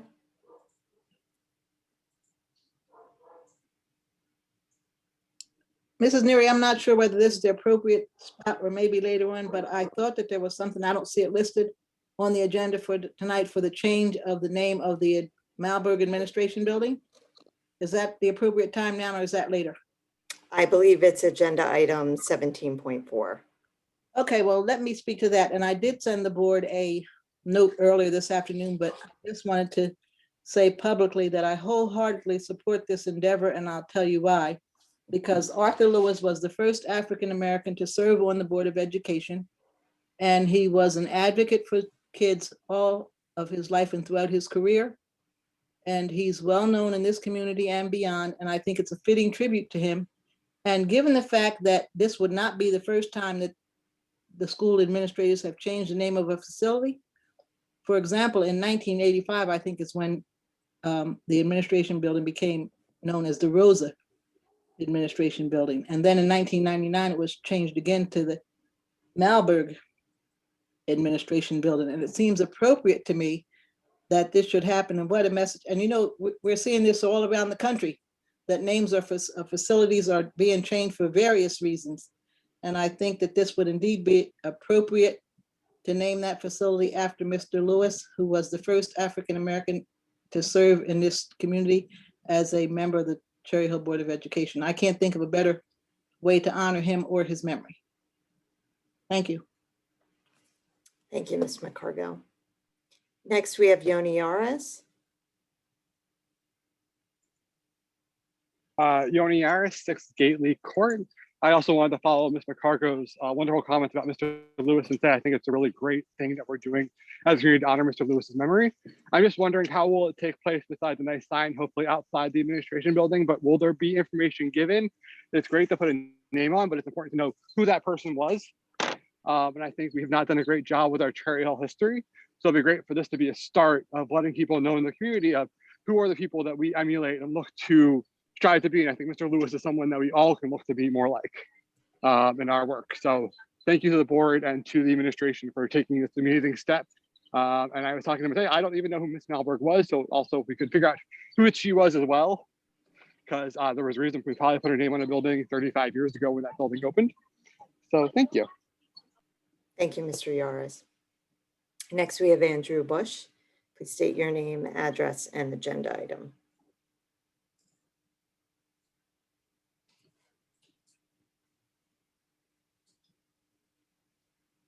No, I was in for agenda item 8.1.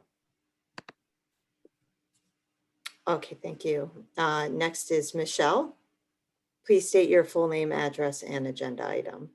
Hi, my name is Michelle Feinberg, 1233 Chanticleer.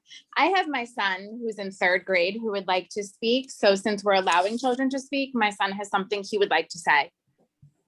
Mondays are unacceptable because we are online the whole time. There are too many distractions at home. We have a 2-hour break and no work. I hate to have these and want to be in school. You're not letting us be in school makes me very sad and mad. I really hope that you listen to what these children have to say. Thank you. Thank you. Next, I see Nina Mintz. Your name, address, and agenda item.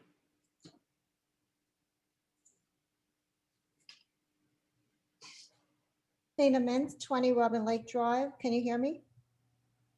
Yes. Just notice that the school children are still wearing masks during school. All this scientific data saying that children are not conveyors of the virus and there's no need for them to wear masks.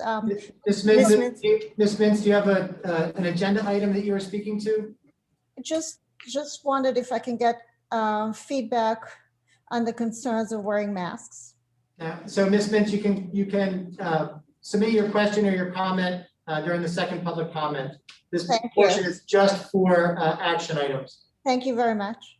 Yes, ma'am. Okay, next we have Christina Musso.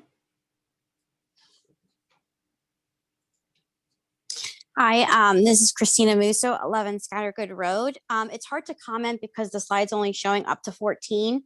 And to be quite frank with you, I don't care about renaming a building right now. I think that it's great and all, but we have priorities of getting our kids back into school. And I think these are complete distractions. And obviously we can't walk and chew gum at the same time.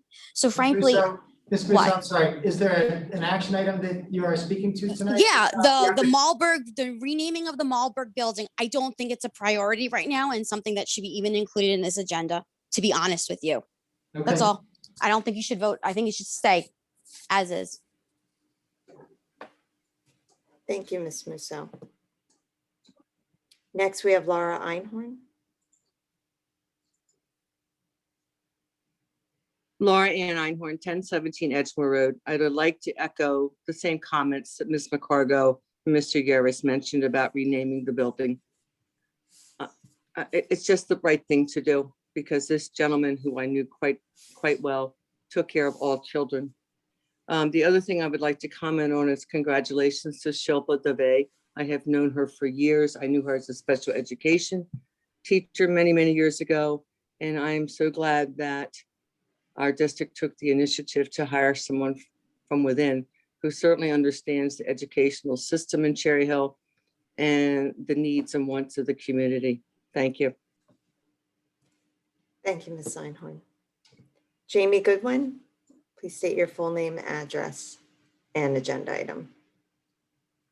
Jamie Goodwin, 112 Mansfield Boulevard South. So I just had a comment or a question really that maybe people can expand on when voting. about the abolition of policy 17.2. So I haven't been following along with a lot of the conversation. I'm actually interested on, so the last one, which is it's policy 2415 about academic standards, academic assessments, and accountability. So I was just like wondering, maybe there can be a little bit more information, what's replacing the, or getting rid of these sort of set of assessments. Are we getting, like, has something changed? I was just interested to understand a little bit more about that, if there's time. Thank you. Thank you, Ms. Goodwin. Next, we have Danny Elmore.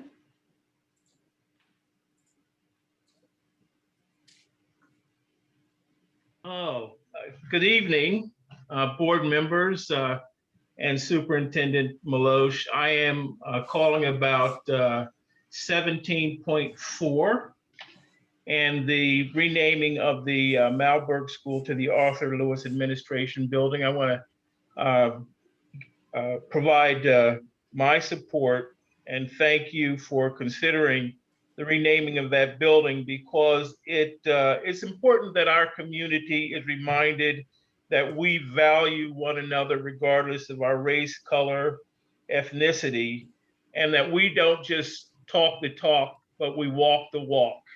And this is one of those actions where I believe people who have been underrepresented in the community can now look and see that our community cares about each and every one of us. I've known Arthur Lewis since about the 1970s when, when I was a teenager, and Mr. Lewis and Mrs. Lewis would take us aside and they tell us to protect our reputation and respect all people and get good grades and dress to impress. He was also a guy that gave me my first shirt and tie position, and I thank him. People might not know that this was a stellar guy, that he was not only a board member at one point, but the head of the special agent in charge of the entire DEA in Philadelphia.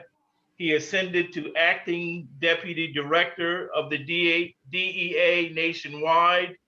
And he also is an individual who was a lead witness in a case, Siegel Davis versus the Attorney General Griffin Bell, where he testified and made it possible that agents in the DEA were given equal treatment. And that led to promotions and equal treatment to individuals in the FBI and the and other federal agencies. So this guy, he was a stellar guy. If you knew him, if you knew Art, you knew that he was an upright guy, that he was a man of his word, that you could rely on him to because of his intelligence. He was a humble guy, and I certainly hope that that the resolution is passed. So I thank you. Thank you, Mr. Elmore. Next, we have Andrew Bush.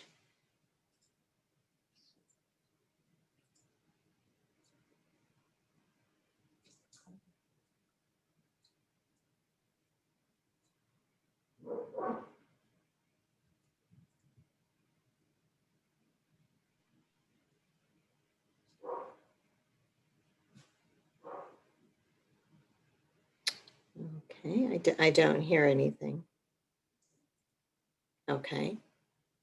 Next, we have JB Lewis. Please state your full name, address, and agenda item. Yes, this is Jennifer Lewis Hall, 1957 Birchwood Park Drive North. I am the daughter of Arthur Lewis. That is an action item on the renaming of a building tonight. I humbly ask you, I hope this is the right section and time to comment. If not, I beg your indulgence. I wanted to say thank you to everyone in consideration. My father was a man for all people. He participated, as Mr. Elmore just mentioned, in a class action lawsuit that had never been witnessed before in this country, which was disparate treatment for agents, African-American agents. And that actual winning of the lawsuit led to laws being enacted and policies for people of all genders and backgrounds for women, which he championed as well to become agents in this country. It was the first lawsuit of its kind. And I am so incredibly proud, my brother and I, who is also on this call, to say that he was a man that changed the course of history, not only in this township, but across the country. And we humbly say that because that's not something that even someone would know. We just want to say thank you this evening for considering anything that you do to honor the people in this community who take their time to do things for children in education, which he and my mother did, and to take their time, their money, their effort, which so many people do here. And I know that there's room to share and honor those people in the community. And I think it's always right, particularly during tough times, to also see that glimmer of hope, joy, and light and appreciation. And we thank you for your consideration. We humbly ask for nothing, but we know that much has been given. They did much work, and whatever, whenever, however, they can be honored. We will forever honor their work. And we appreciate your consideration, and we thank you. Thank you very much. Thank you, Ms. Lewis. Next, we have Rick Short.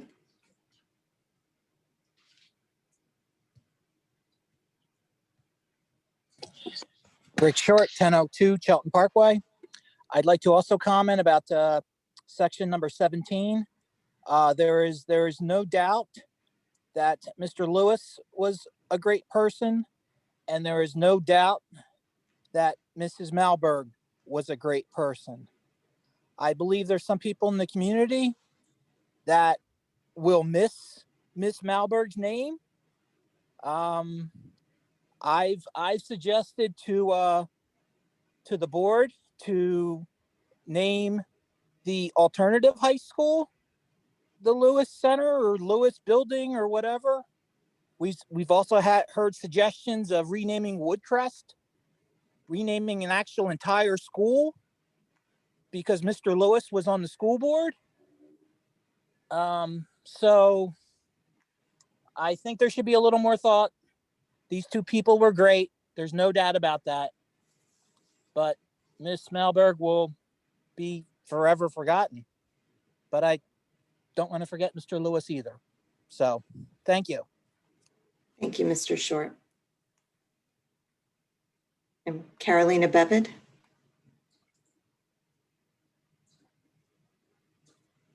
I'd just like to echo what Mr. Short said. I agree, but there's room to honor both people in the community, but in a year where many community members feel that special ed students have been left behind with the virtual education as it has been implemented by Cherry Hill, and now with no return to Mondays for in-person, it would be a real shame to not honor or take away the Malberg naming rights for Mrs. Malberg, and I hope that we can find places to honor both of them. Thank you, Mrs. Bevid. Okay, I don't see any other online comments. Mrs. Sugars, do you have any written submissions? Not for this public comment period, no. Okay, that brings us to section 12.1 for superintendent comments. Dr. Malash. Thank you, Mrs. Neary. I appreciate there's a few things that I want to talk about, but I will try to keep them relatively brief during the time of the evening. I'm thankful to the students who called in, whose parents helped them call in this evening. It's always incredibly valuable for us to hear from students in their own voice and in their own words about their experiences and about what's going on. So I am grateful to the students for being on this evening. Just clarification, the first public comment has always been about action agenda items. That's not something new. That's the structure of the meeting. Just trying to provide clarity for folks. That's why Mrs. Neary went through the piece that she went through to explain that for everybody. Thank you to Naomi and Alex for giving us the updates about High School East and High School West. It has been very busy. Theater programs, music, spring sports, as the winter sports have been finishing up. High School East was actually the host site for part of the regional wrestling tournament this year. Again, some great work that's gone on at both of our high schools for activities. I do want to remind parents of high school students, the district provides a behavioral health screening. It's available for free for all high school students. Information went out, is available through the Genesis portal. Ms. DeStefano, who's the student assistance counselor at High School East, just sent additional information out again. We are extending the window in which parents can allow their children to participate. It does require consent from parents. Our numbers, which are usually small in terms of who participates, are actually down this year. So I encourage parents of high school students, go into Genesis, the parent portal, take a look, especially with all the discussion we've had about some of the struggles that our children have had. Our proms, I just want to let people know that we have proms scheduled for both of our high schools. Proms are scheduled, they are set to go. Both of the senior proms this year will be taking place at the Battleship, New Jersey. Dr. Perry and Dr. Morton, Mr. Davis, and Ms. Roscoff have been working extremely hard with the team of class advisors, the student government students at the high schools to plan out these events. The governor's announcement yesterday, where he was excited to talk about graduation and other activities, that is a positive, that he's making announcements about things improving. The prom changes with 250 people and inside venues doesn't really help us a whole lot. But again, they've got activities organized at the Battleship for the senior classes that have them inside, that have them outside. Kids will be in pods and be able to move into different spots. Junior proms, High School West Junior Prom is scheduled for Riverton Country Club. High School East Junior Prom is scheduled for the Flying W. Again, working on different activities, different experiences, a lot of work still to be done. I'm grateful again, as I said, to the students and the staff advisors and the teams at both of the high schools who are working on those. Because we went prior to a week ago, dance floors were not permitted. Dance floors are permitted. Again, kids have to wear masks and have to be at a social distance, but the governor reiterated yesterday. So they'll continue to work on that. More information will come out to our high school, folks. Reminder, the 5th grade ceremonies are scheduled for Tuesday, June the 15th. They've been scheduled on that date.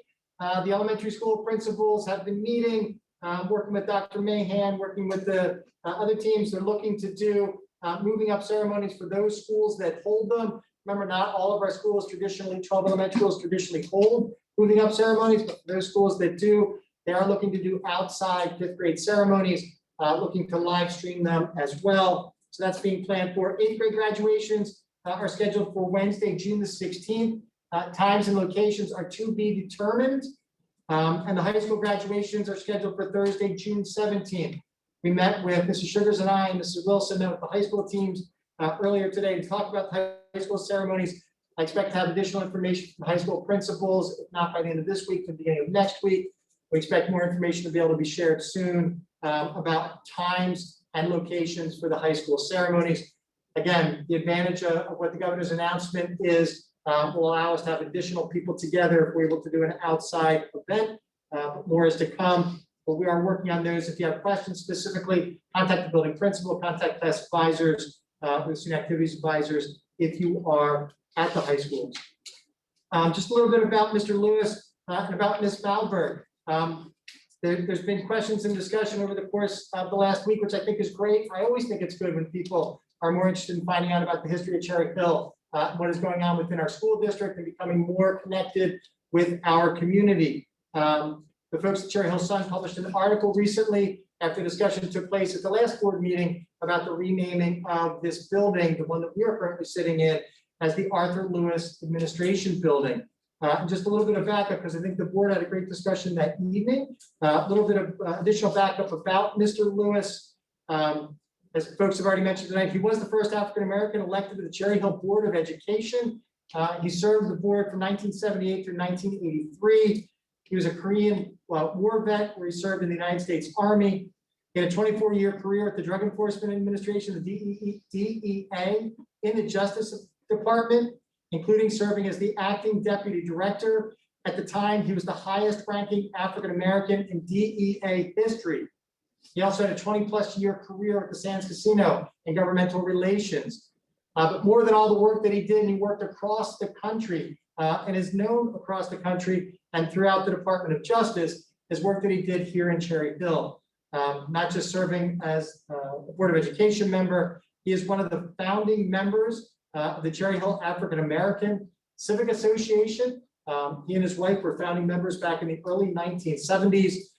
It is one of the oldest and longest standing civic associations here in Cherry Hill, a tremendous philanthropic group that has supported students and families in Cherry Hill, honestly, for decades. And he also saw his 3 children graduate from the Cherry Hill Public School District. So I'm very excited about the step that the board is looking to take and to move forward with. In terms of what this building means as the administration building, where the Board of Education is housed and where they meet. And the question has come up quite a bit in the last week: who is Estelle Malberg? Who is this Miss Malberg? And as somebody who asked me, I said there's been more discussion about Estelle Malberg in this building in the last 5 months than there has been in decades. So Miss Malberg was an educator here in Cherry Hill. She was actually born in South Philadelphia, and she was raised in South Jersey. She graduated from Haddonfield High School. She began a teaching career in Waterford Township back in 1926. When she graduated from Glassboro State in 1930, she was hired as a teacher in Delaware Township, which is what Cherry Hill is today. For the next 20 years, she served as a teacher, a teaching principal of the Coles Elementary School, as well as the principal of the Coles Elementary School. She became the first certified school psychologist in a public school staff in Southern New Jersey in the late 1940s. And she also served the school district after leaving the principalship at Coles when Coles was closed, as a curriculum coordinator, as an assistant to the superintendent. I think I know how to say that word. As the coordinator of special services, and it is what involved her work. Board members have asked, and on our P&L committee meeting next Monday on May the 3rd, we will talk more about Ms. Malberg and if there is a way to continue to honor her. I expect to report out to the Board of Education on May the 11th that there'll be discussion about Ms. Malberg and if there's a way to continue to honor her. Honoring Mr. Lewis does not take away from the legacy that Ms. Malberg had or what she did in terms of her service to the community at all. Having her name on this building as an elementary school, and since the time that it closed as an elementary school back in the 1980s, has been a wonderful steward and great stewardship for who she was and what she represented. Honoring Mr. Lewis for the commitment and the dedication and what he did to serve our school district and our community, for the historic steps that he took, and for what he represents as the first African-American member of the Board of Education, I think is a tremendous step forward for our district and our community. So looking forward to that as well. This is the last week of April. I know tomorrow is going to feel more like mid-June or early July. A lot of activity going on. Thank you again to our teachers, our support staff members, the folks in our buildings, our students and our families for the work that they continue to do, for the dedication they provided. Children continue to learn. Children continue to develop. We're excited hearing about where our students at the high school are committing to go to college next year, as May 1st is rapidly approaching. It's been an incredibly exciting year. So that's all I have, Mrs. Neary. Thank you for the time. Okay, thank you. Okay, that brings us to our action agenda, starting with curriculum and instruction. I will turn it over to Mrs. Matlack to move that agenda. Thank you, Mrs. Neary. The superintendent recommends, and I move the following. 1, approval of attendance at conferences and workshops for the 2020-2021 school year. 2, resolution approving agreement between the Cherry Hill Board of Education and the Burlington County Special Services School District to provide K-12 educational, professional, and therapeutic services. Do I have a second? Mr. Ovadia, are there any questions? Seeing none, Mrs. Sugars? Okay, I have opened up the online voting. Oh, hold on. One second. Now I have opened up the online voting. So board members, you can cast your votes.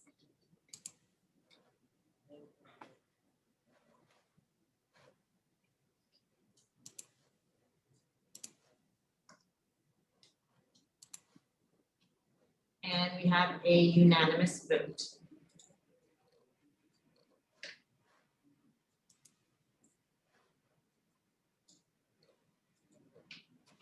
Okay, thank you, Mrs. Sugars. Okay, that brings us to business and facilities, and I will turn that over to Ms. Schultz to move that agenda. Great, thank you, Mrs. Neary. The superintendent recommends and I move the following. Number 1, financial reports. Number 2, resolution. Number 3, resolution for the award of bids. Number 4, adoption of the 2021-2022 budget. Number 5, maximum travel expenditure. Number 6, motion to approve use of capital reserve to fund approved projects for the 2021-2022 school year. Number 7, resolution for the award of transportation. Number 8, first reading of policies. And number 9, acceptance of donations. Do I have a second? Mrs. Matlack, are there any questions? Seeing none, Mrs. Sugars. Okay, I have opened up the online voting. Board members, you may cast your votes. Mrs. Sugars, I need to abstain to Beata from Health and Henry Shine on the bill list, please.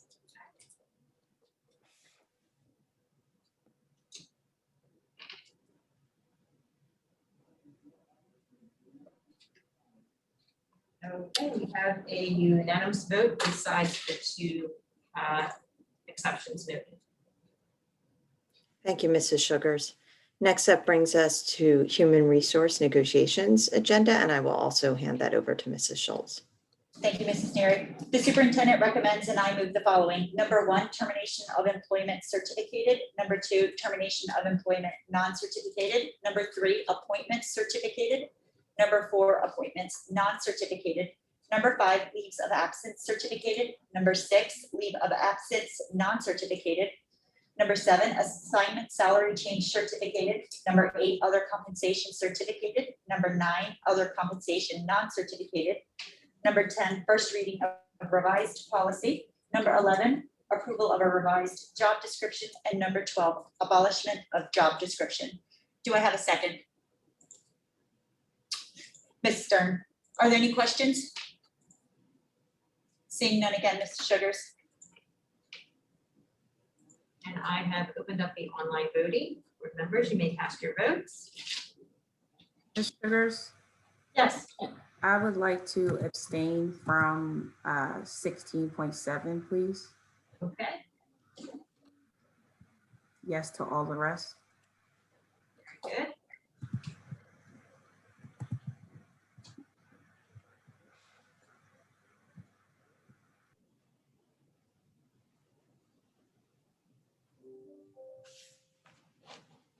Okay, and we have a unanimous yes vote other than the exception noted. Mrs. Neary, Yes, Dr. Mosh.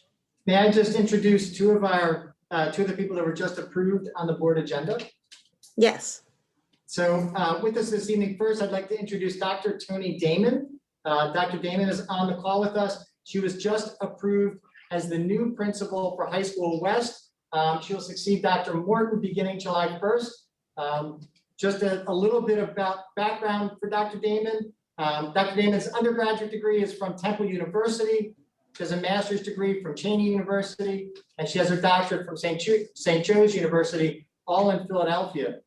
After serving as a teacher in the Chester Upland, a teacher department head and summer school coordinator in the Chester Upland School District, she moved on and served the Central Montco Technical High School as the assistant director. During that time, she also worked as an adjunct professor at Cabrini College, and she served as an adjunct professor at Temple. I'm sorry, she moved on to Delaware County Technical Schools and then on to Montgomery County. And she has been the principal at the Mural Dobbins High School in the School District of Philadelphia since 2012. Dr. Damon, if you would unmute and just say a few words to the board, congratulations. Well, thank you and good evening, everyone. Not to belabor the point or keep anyone too late this evening, I just wanted to say thank you to everyone who was a part of the search committee, and thank you to the board for approving my appointment. And just to let everyone in the Cherry Hills Public School community know that I look forward to bringing my expertise and background with me as we continue to work together to bring it forth this spirit of academic excellence and my experience with the community schools. So I'm very happy to be a part of the team. Thank you. Thank you, Dr. Damon. I'm very excited for folks to get a chance to meet you. Dr. Damon will be visiting High School West to meet with staff and some folks on May the 11th. Dr. Damon, does that sound right?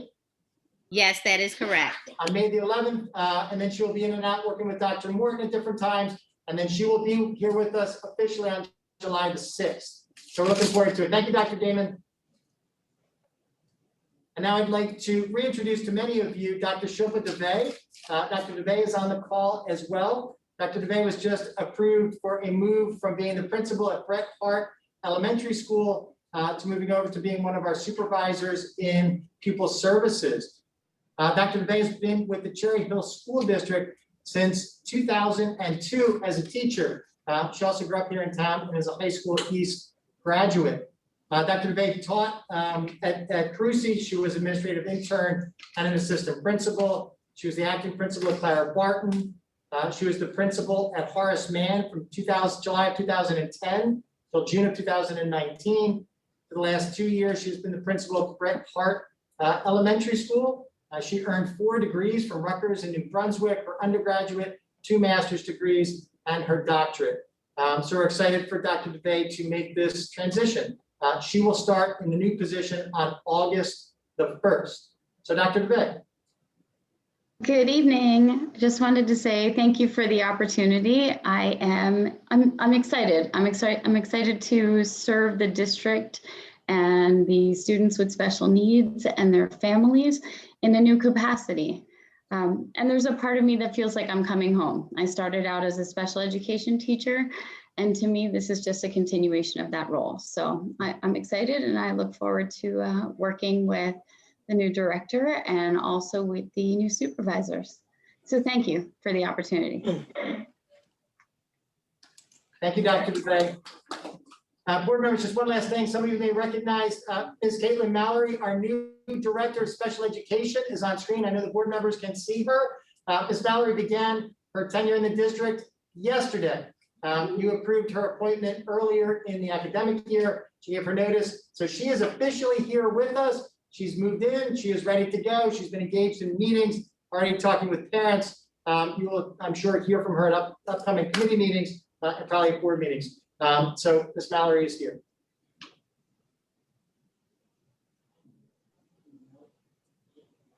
Thank you, Mrs. Neary.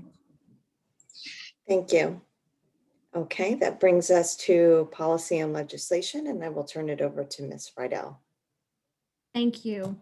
The superintendent recommends, and I move the following: 17.1, approval of harassment, intimidation, bullying investigation decisions. 17.2, abolishment of policies. 17.3, approval of the 2022-2023 and 2023-2024 school calendars. And 17.4, resolution for facility naming. 17.5, action consent to approve policy and legislation. Do I have a second? Mrs. Matlack. Any questions? Mrs. Matlack? Not a question. I just wanted to, there was a question from someone about one of the policies that we're abolishing. And I addressed it when we talked about it in C&I. And that policy, Dr. Malash, please correct me if I get this wrong, but I believe that policy had to do with the No Child Left Behind Act and the assessments that went along with it. And that's why it's being abolished. Yes, Ms. Malak, that's correct. I just wanted to clarify that. It's correct. It's outdated. It can't be followed. The language in the law has changed. Thank you. To clarify that. And I also want to say that I never had the honor of knowing Mr. Lewis, but I've had friends who have told me about him. And I'm thrilled that we're making this move to name the administration building after him. Thank you. Thank you. Mrs. Stratmere? That was me, Mrs. Friedel. Sorry. Stratton, I'm sorry. It's It's late and my mind is beating. It flows together. No worries, no worries. But I had a question. For one, I want to vote yes, of course, to all. However, in the spirit of transparency, I need to ask Mr. Green, am I clear to vote yes, being that I do have a personal relationship with the Lewis family? I don't know if that counts as a conflict, so I just want to be transparent in that for this voting section. It does not. You can vote on this. Okay, thank you. And just because it was a little awkward because Mrs. Dave came on and I abstained there, I only abstained there as well because I know her from school, and I'm very cautious when it comes to voting with folks that I've gone to school with or have a history with. So I keep it very transparent. So thank you so much. Thank you, Mrs. Stratton. Mrs. Stern, I think I saw your hand as well. Yes, I think given that we are going to be having a discussion in the P&L meeting, or the committee is going to have a discussion about options regarding Ms. Malberg's name in terms of, what options are for buildings. We have two sounds for me from what I've learned. I read about Mr. Lewis, and then this afternoon was able to get information about Mrs. Malberg. They definitely were true pioneers. And they both were strong champions of marginalized groups. I'd like to motion to defer the vote tonight until after we've heard from the P&L meeting about suggestions. So we have a holistic approach to how we can move forward with honoring both very important and influential pioneers in Cherry Hill. So Mr. Green, I don't know if this is the place to make the motion. Okay, thank you. We need a second, and then there would have to be a vote on the motion to, I think the motion is really to postpone to a specific date. Okay. So I would presume that will be to postpone it to the May board meeting. Okay. So motion to postpone to the next May board meeting. Okay, thank you. Do I have I guess I have to ask for a second, or Mrs. Friedel ask for a second? Ms. Neary. Oh, sorry, I thought I was muted. I second, that's fine. Okay, so then I think you, Mr. Green, does she clarify the motion and ask for a second? the motion's been made and seconded. There's a motion on the table now to postpone action on that particular item to the May board action meeting. Thank you. So that's the motion in front of the body now to vote on before we vote on anything else. Okay. Okay, do we want to take comments or questions around that? Can't lower my hand, sorry. You can. So, Ms. Friedel. So, I feel like we've been provided a lot more information this evening about both Mr. Lewis and Ms. Malberg. They both, as have been noted, have both been pioneers. They are both representing groups that have been marginalized, and they both have made tremendous impacts on the education committee, and in Mr. Lewis's case, beyond the education committee. So I feel very strongly that Mr. Lewis is well deserving of the honor of having a building named in his memory and in his service. I do think also, though, that Ms. Malberg provided a lot of service and was a pioneer. If we think about, it was 1920s, and she was a principal and the first school psychologist and director of curriculum. I mean, all of the accomplishments that she had. I would support tabling the vote tonight and coming back with a plan that honors both individuals at the same time, if we could do that. Thank you, Ms. Friedel. I can go ahead. I would be in favor of doing the same to ensure that both are honored, and understanding that we have several buildings that are not already named after someone. I think it would be great if we could honor them both. especially in light of the fact that Ms. Malberg did so much with the special education community, and it is Autism Acceptance Month. I think in order to honor her as well, and most certainly honor Mr. Lewis, I would be okay to table the vote till May so that we could see a plan to honor both, since we have schools and other buildings that we could name.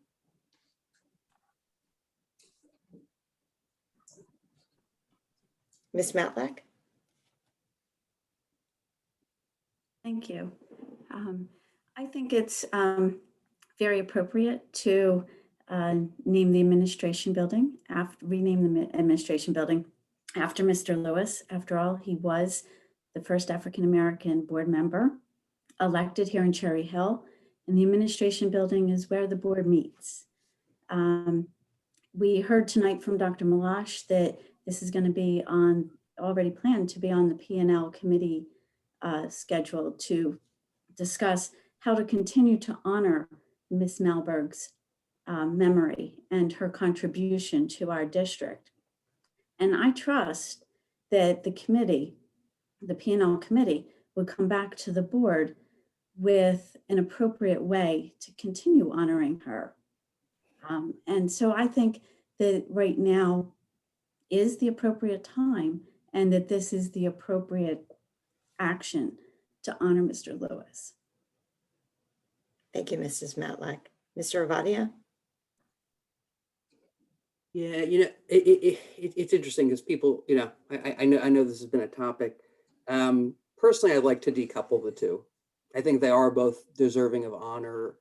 I think they're both made incredible contributions to this community, and I don't think, you know, the either or proposition I find troublesome. And I also, for our own body, you know, I kind of like with Mrs. Matlack. I mean, can't we? I don't know, Colin. I don't want to say go back to a Colin thing, but can't we do two things, right? Can't we recognize that Mr. Lewis, you know, that this may be, or that this is an appropriate step for him, and put it on ourselves to make sure we do something appropriate for Estelle Malberg. You know, we're learning more and more. I mean, I'm one of those people who Google searched over the weekend and read quite a few things, learned quite a few things. You know, what do we do with our history? I mean, I think as we move forward, you know, capturing the great things about Mr. Lewis would be great to have for, you know, 51 and a half years from now, when this comes up again. We didn't do that 51 and a half years ago, I guess, thoroughly. But I believe we can trust our body, and I believe we can decouple these two.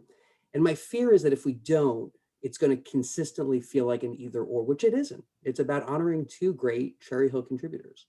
And I don't think they're as related as people want to make them out to be. So for me, I would not support the deferral. Thank you, Mr. Ovadia. Ms. Stratton?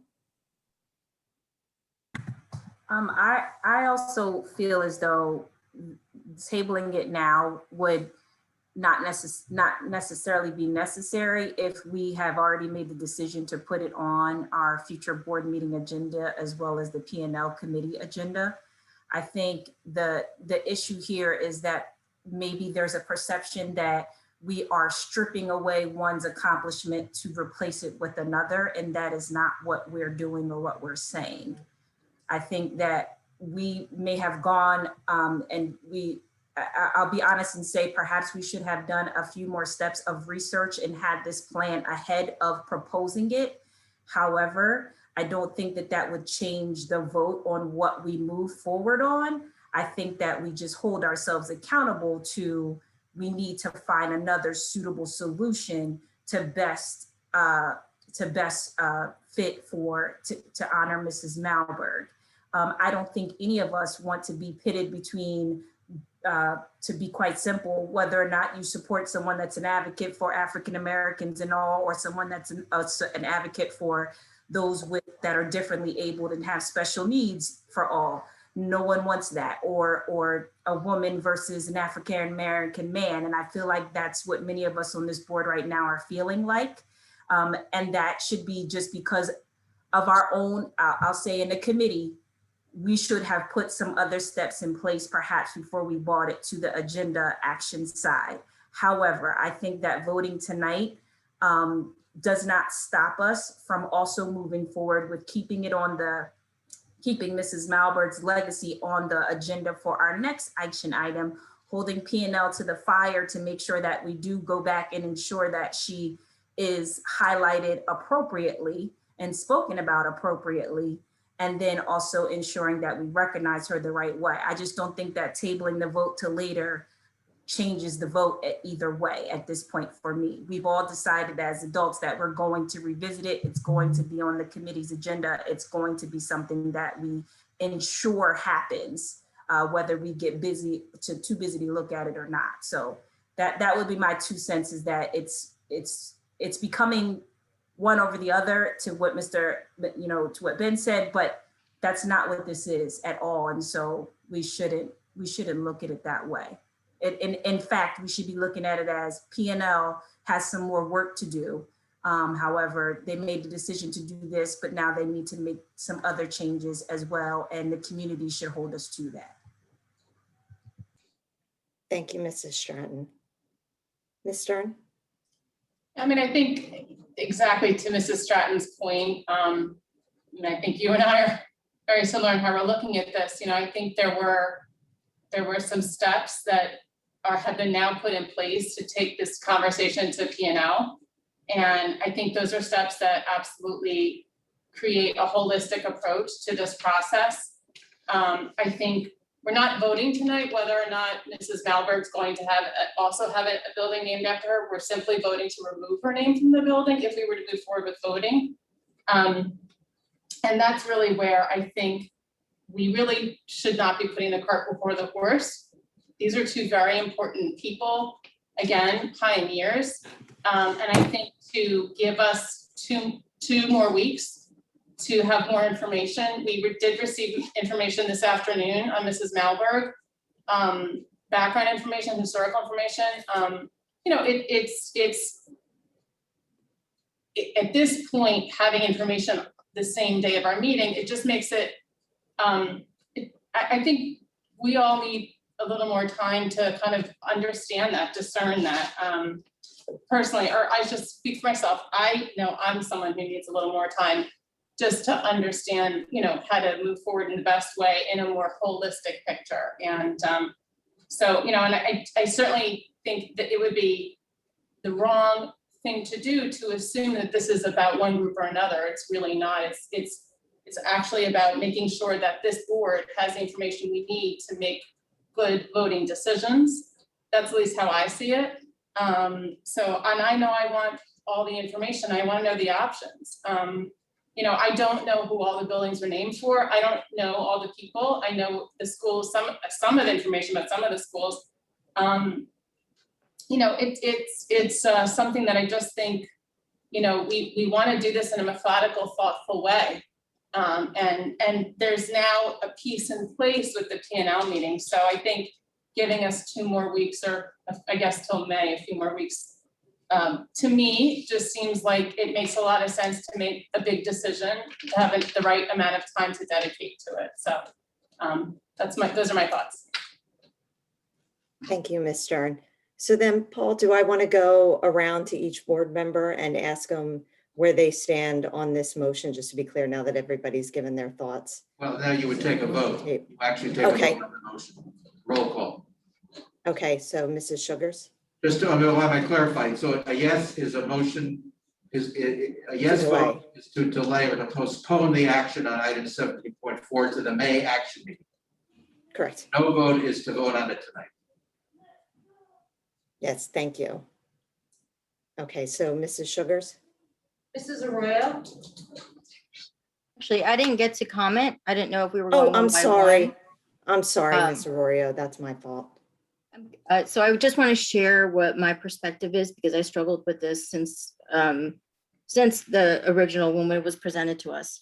So as a white passing Latina, I understand the importance of us lifting up the communities, our communities that have been historically marginalized. The problem is, and what we continue to experience in this community, is historical oppression and institutionalized racism that puts people against each other, which creates this perception that we are against each other, right? And so that conversation, because it wasn't fully fledged out, makes it seem like we're choosing one over the other. When you have been oppressed, that is not a good look. I'm very disappointed in the way the information was shared with us. I'm a little emotional right now because as a woman, I can't imagine having that stripped away from me. But as a Latina, and I have someone that I can look up to, and and I have always historically have, supported Black Latino communities. It's an amazing accomplishment for that gentleman to be at the place he was in his life, for this community to recognize that amazing, amazing person he was. The conversation was done completely wrong. I agree with Ms. Stratton that moving forward, this cannot happen again. You cannot pin two communities against each other, especially with everything we've already been dealing with in the past year and a half. It's just not okay. It's not. I'm okay with moving forward and with the vote, because I have to fight against myself for one or the other. I'm not sure how many of you actually understand that. And this is just the beginning of reconciling and coming to a reckoning in this community of what we have done wrong for so long. But in moving forward, my expectation of myself, as I said in the past, I expect better and I will do better, because I also expressed in an email earlier to Dr. Malash that I wasn't fully aware that, and I'm going to own that, about this person's historical impact on the community, on a specific community that has been marginalized, that we all very well aware how marginalized they have been, and not having been shared that information at the forefront of this conversation. Regardless, I wasn't paying attention to what was happening. For those of you that know me, I work literally night and day. So I wasn't paying attention to those other conversations. What I was paying attention to, as it was tearing me as a Latina woman and as a woman apart. So I'm going to be okay with saying no. And that doesn't come easy. And I don't think it's fair to do that to this community, because that perception is really strong. And I just want to put that out there. Thank you, Ms. Royal. Okay. Ms. Sugars? Mrs. Arroyo, No. Mrs. Stratton, No. Ms. Friedel, I'm going to say no. Mrs. Matlack, No. Mr. Avadia, No. Mrs. Schultz, No. Mrs. Stern, Yes. Yes.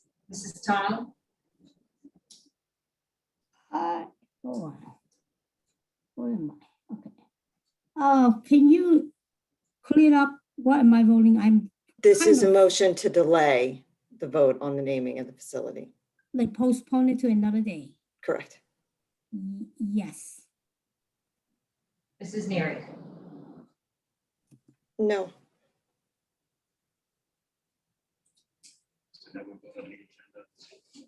yes, so, Unless there's any other discussion on the other.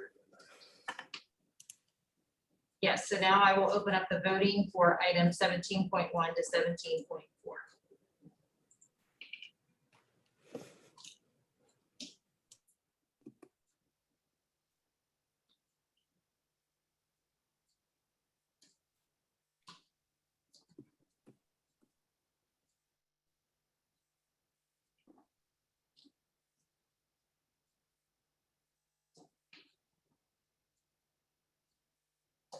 And we have a unanimous yes vote.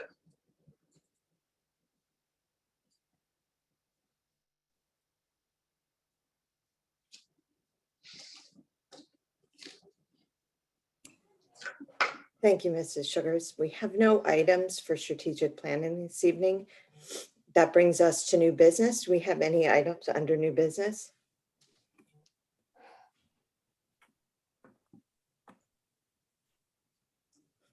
Ms. Rorio, did you have items under new business? Yeah, actually, I wanted to bring up the conversation. Well, I don't know if it's new business or old business, but the conversation what did happen at one of the return to learn committees on vaccinations and finding a possibility to provide vaccinations for our students, especially those that might be going away to college that might need it. So I just wanted to bring that up again. I don't know if that's appropriate here or not. And Mr. Ray, I can tell you that, yes, that you asked about that when we were together last week. So we've had the high school administrative teams have been surveying parents and students at the high school to see if they are interested. Students 16 and older would be interested in being vaccinated at one of our schools. We're working with Dr. Nawako from the County Department of Health. We've also spoken with a couple of different local pharmacists who are expecting, that expect they're going to get shipments of vaccinations in and are also interested in trying to provide a clinic at our high schools to be able to vaccinate students that are of age to meet the requirement. So we're hoping to have additional information, if not by the end of this week, by early next week. I think the surveys for the high school are open through either Thursday or Friday of this week.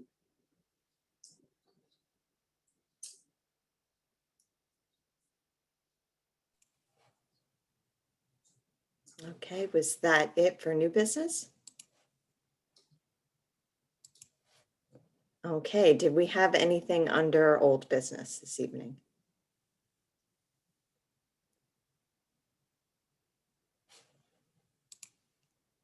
Mr. Ovadia?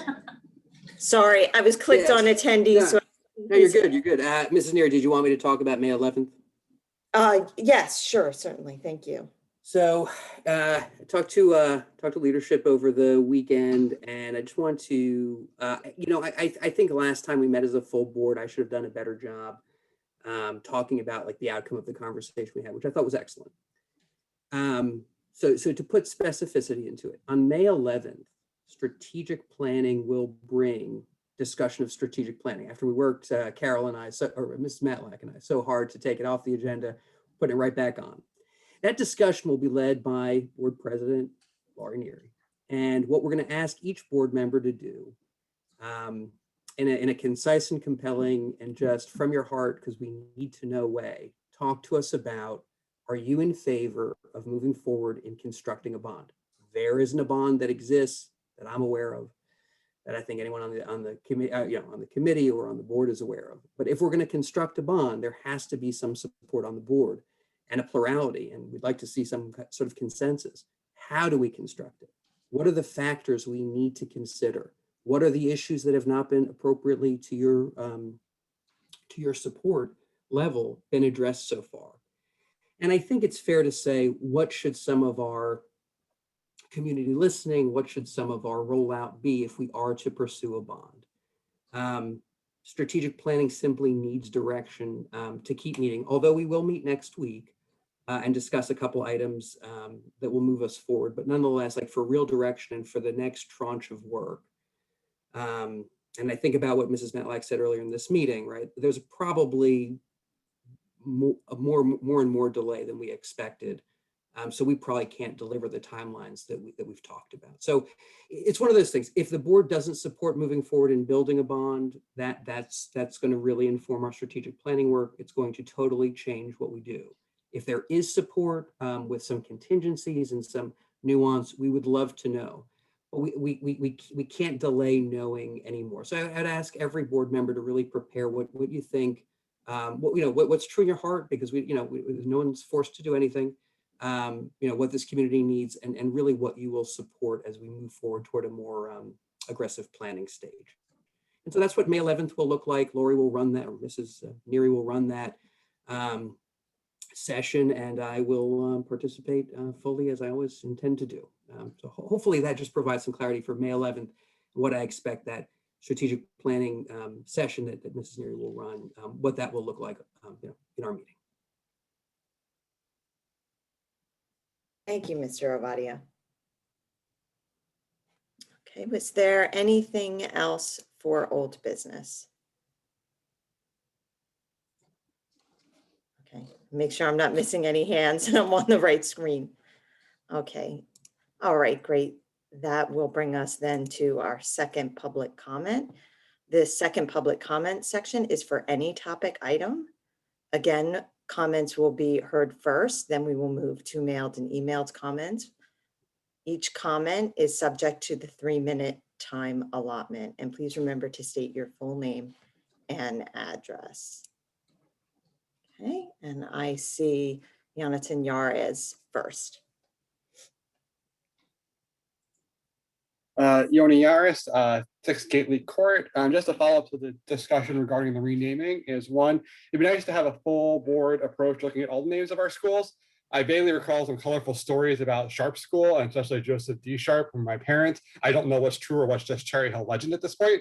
In terms of that, I also appreciate the concern of some of the board members raised about the if yes, this, but not that, and putting things together. It's nice to our community being more sensitive to those situations of putting 2 groups against each other. I just hope that in the future, when things like this presented, when the board asks questions, especially if you're on the P&L committee, is you have 3 opportunities from when it goes to the committee meeting to the work session to this meeting. Is you've got 3 sessions before it goes on the agenda to ask those questions of, oh, who was this person? When anything comes up, is to use those opportunities. Or if you're not on those committees, is to then ask those questions at the work session or prior to this meeting tonight. So we're not then having a conversation and saying, oh no, we've done something we shouldn't have, and backtracking on ourselves where there were multiple steps in the process to ask questions. I had no idea about what Ms. Malberg did. It's incredible. I grew up in Cherry Hill, and I think there's many of us who grew up here who have no idea what's going on. I think it'd be really nice for the board to push the high school students to do an oral history of Cherry Hill. There's a lot of history going on to really find out what is Cherry Hill. We're a large community. I don't think people know that we were Delaware Township and that history, or that it was a developer who became the Cherry Hill identity. I think if we were the school community to push forward on that, it'd be a great opportunity for us to discuss that history and such. So I appreciate it. I really appreciate the raw conversation that came out tonight. I think it's really important for our community to see that. And I appreciate the board also pushing for people to follow the proper public comment. For those of us who are long-term veterans, we've long known that the first public comment is agenda item and actionable things. And I hope that the board president will step up in the future and not put the administration in the role of playing traffic cop when the board president should be traffic cop at board meetings, so that people know what to talk when, and that it's just a role of prioritization in terms of what goes on at board meetings. And it's not a great system. Perhaps we could work on it, but it is a system that we have. So thank you very much.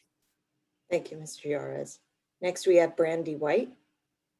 Full name and address, please. Yes, hi, my name is Brandy White. I live at 523 Balsam Road. And I would like to take conversation back to the We Return to Learn comments. And ideally, I would like to ask why. Why did the committees, particularly at the elementary level, recommend that we not return to 5 half days in person minimally? Ideally, it still should be 5 full days at this point and not waiting till September, but at least 5. Why is it we can do 4 half days and not 5? To me, that's mind-boggling. And quite frankly, it's frustrating as a parent to have no transparency and no understanding as to who is recommending this and why they are recommending it. I don't want to hear just the We Return to Learn committee. I want to know why. And secondly, it absolutely infuriates me to hear that you are telling us that Mondays cannot be in person because special needs services are being offered on Mondays.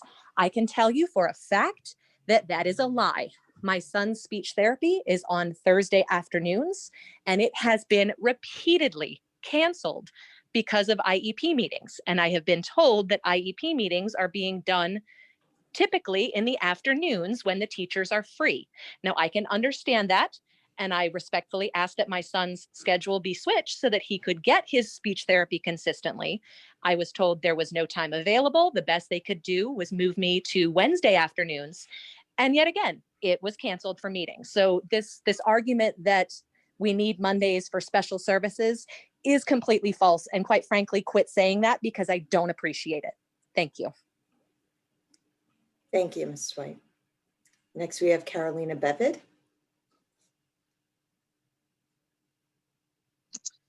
Hi, Carolina Bevid, 1213 Cropwell Road.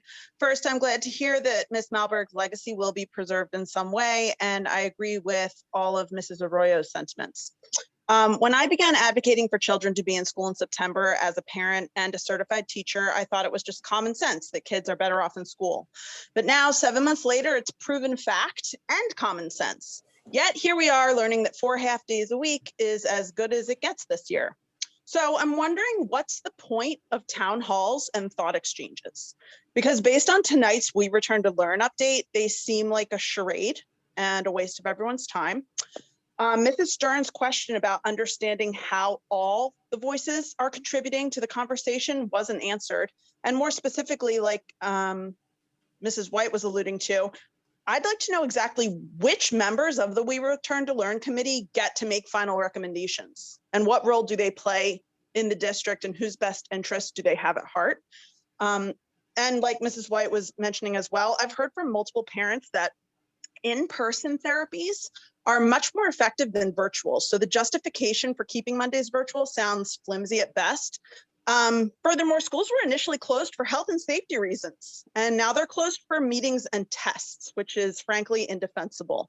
And to the members of the board, please do not apologize when you ask questions, because that's what you were elected to do. So thank you. Thank you, Mrs. Bevitt. Next, we have Lauren.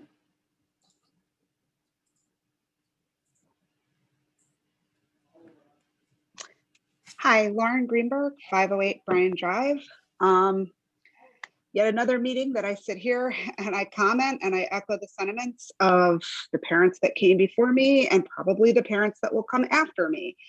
You know, I don't understand who this We Return to Learn committee is representing that's not moving forward to add Mondays, particularly at the elementary level. If you read between the lines, it sounds to me like this is a union decision, and I'm seeing that teachers are still allowed to work from home on Mondays. So perhaps that's a reason why they don't want to move forward with adding Mondays. I don't know why the teachers are not in the building on Mondays. And I really, truly do not understand why our kids cannot go back on a Monday. You keep saying we're going to be in person 5 days a week in September. How can we trust that? I mean, we've had no scientific data behind these decisions, no milestones that you've had to meet in order to get to certain openings. What guarantee do we have that we're going to be full day in September? I'm just appalled by this. And as Carolina said, there were almost 800 comments on the thought exchange, the majority wanting to go back full-time now, Mondays now. I don't know what the point of these are if you're not going to listen to these voices. I don't know what the point of town halls are, and I don't know what the point of us commenting here if you're just going to ignore us. Thank you. Thank you, Ms. Greenberg. Next, we have Michelle. And please state your full name and address. Hi, Michelle Feinberg, 1233 Chanticleer. First, I want to start by saying that I completely 100% agree with everything that has been said before me. My question is, again, regarding the Mondays. So Mondays aren't changing, unfortunately. How are you going to, or how is the curriculum, the Board of Ed, the superintendent, the everyone, how are you going to take the Mondays, which we've kind of all agreed upon that Mondays are a wasted time for these kids. How are you going to take, we now have 2 months left of school. What are you going to do to make those Mondays beneficial to students? As my son said earlier, as all of us have previously said, Mondays are a waste. My son has a special, guidance, a reading lesson, a 2-hour break, and play a math game. So why are we keeping Mondays like this when they're learning how to make friends? I'm sorry, but they know how to make friends. My second question is, you talk about meetings on Mondays. What did everybody do before COVID hit? So somehow we had all these meetings throughout the week, throughout the day, and it somehow worked. And then Corona hit and Mondays were like, we need to do everything on Mondays. Kids need to be home. Teachers can be home. Why can we not go back to what we were doing before where the meetings were spread out through the week, Monday through Friday, and wasn't all consistent in one day. My second question is that since we're staying at home on Mondays, why is there a 2-hour independent work break? Why are we catering to remote students? I understand that they're choosing to stay home and that's your prerogative, but why are these remote students suffering? And I use that word with 1,000% suffering, because we need to make it equal to all students. If you're choosing to stay home, that's your prerogative. But why are the kids who want to be in school, need to be in school, why are they suffering and being punished that they can't go into school? I just don't understand the point of keeping these kids home when it is not beneficial to them, it is not useful, and it does not make sense. Thank you. Thank you. Next, we have Andrew Bush.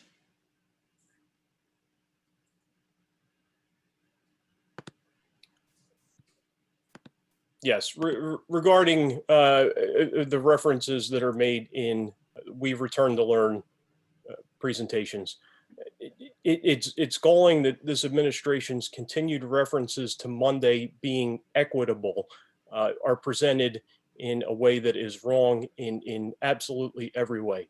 Equity involves distributing resources based on the needs of recipients.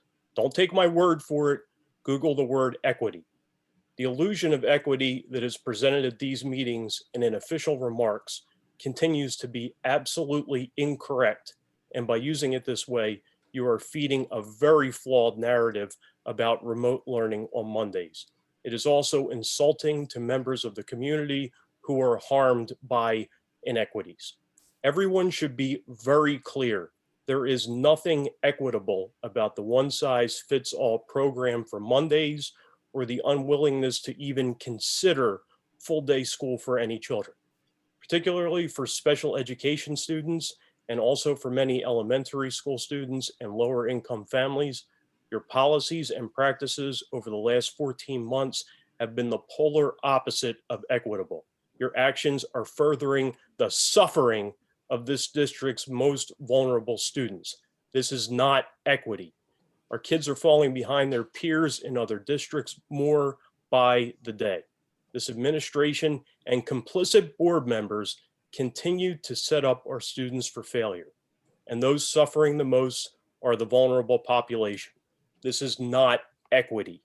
I hope everyone listening, whether you are parents, other residents, or school staff, understands that they cannot trust this administration or board to bring students back full-time in the fall.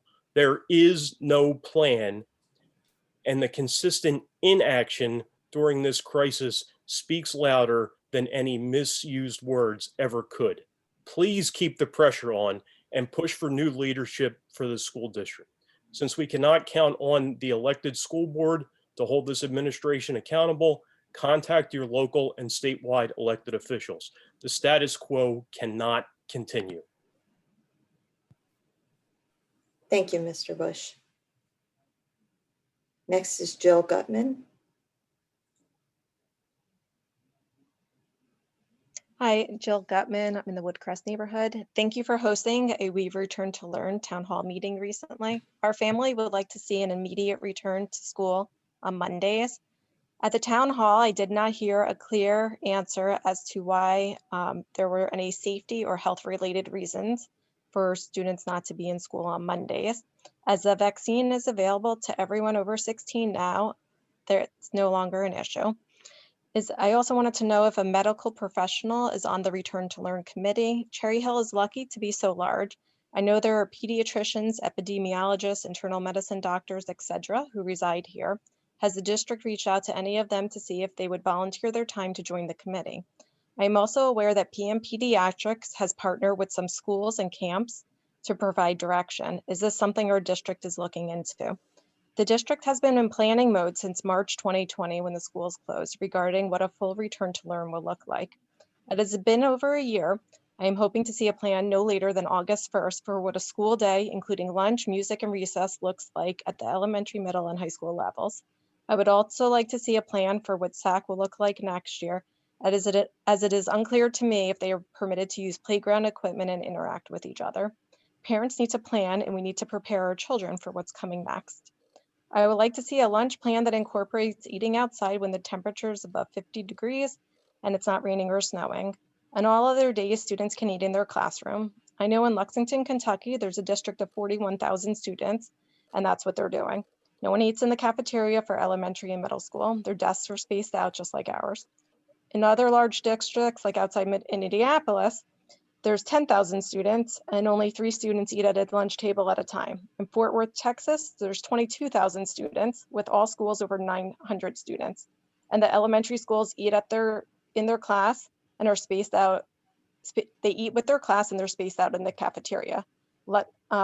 We can make this happen here. We just need to know what the plan is. I would like to also see middle school and high school students be able to use their lockers again. There's enough time, but there's not a lot of time between classes, and they'll be wearing masks, so exposure is not long enough to contact COVID. And since we are a large district, I would like to encourage our administrators to reach out to those other larger districts in the country to see how lunch is implemented so we can get this rolling. But again, my number one concern right now is having my children in school on Mondays. It's the most important thing for them and everyone else. And I echo the comments that everybody else has made so far. And I just wanted to thank our teachers and our wonderful principal because we think they're amazing. Thank you. Thank you, Mrs. Gutman. Next, we have Gabrielle Clark. Please state your full name and address. Yes. Hi, this is Gabrielle Clark, 1205 Liberty Bell Drive. So I'm going to read my comment because I'm not sure it's going to actually be read later because there was some confusion about which public comment to use for when. I encourage the board and the administration to not shy away from adding Monday as an instructional day in the current school year and to openly communicate what's being planned for the next school year. We seem to be in a holding pattern without forward momentum. What's the urgency? Where is the urgency in addressing the needs of our students at all levels? I've got 2 questions. How often is the We Return to Learn committee meeting right now? And at what frequency did the committee meet from September to March? Both of those are very unclear.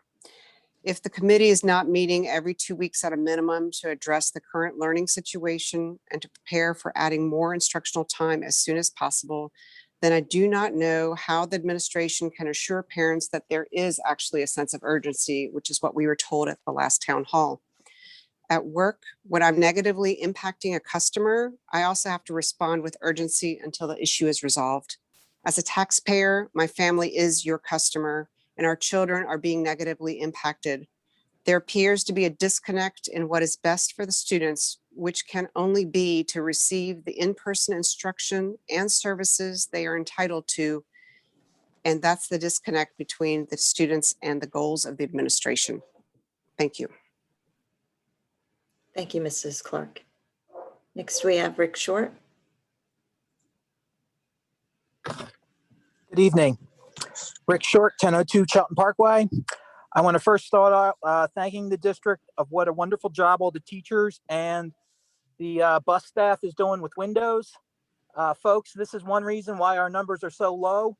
And when you fly over to other towns like Toms River or the recent one in Lower Marion, 2nd grade, when the windows didn't open and the duct failed, that's why there was transmission.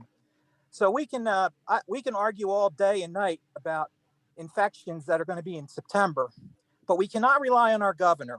We cannot rely on Governor Murphy. Why can't we rely on him? Because right now Trenton schools are closed. Right now Patterson schools are closed.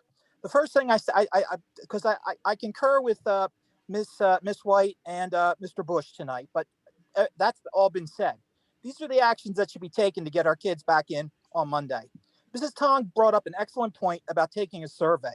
Ms. Tong, next meeting, I suggest that you bring that up again and ask for a motion to force the board to take a vote on that, and then to force the district to take immediate action within 3 days to take a survey on SurveyMonkey.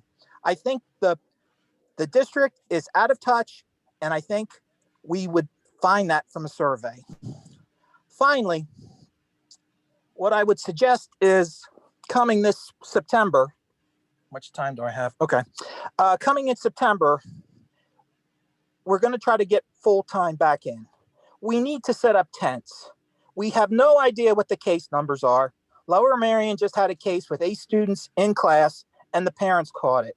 We need to be prepared and not behind the 8 ball. We need to assume that the infection is still going to be spreading in schools. We can't sit back and say that it's not going to happen. You have $8.5 million to do that. You should have HEPA filters in every 800 classrooms. You also have 11.5 in the township. There is no excuse why we cannot have tents outside and be over-prepared for a full-time opening. Thank you. Thank you, Mr. Short. Next, we have Mel B. And please state your full name and address.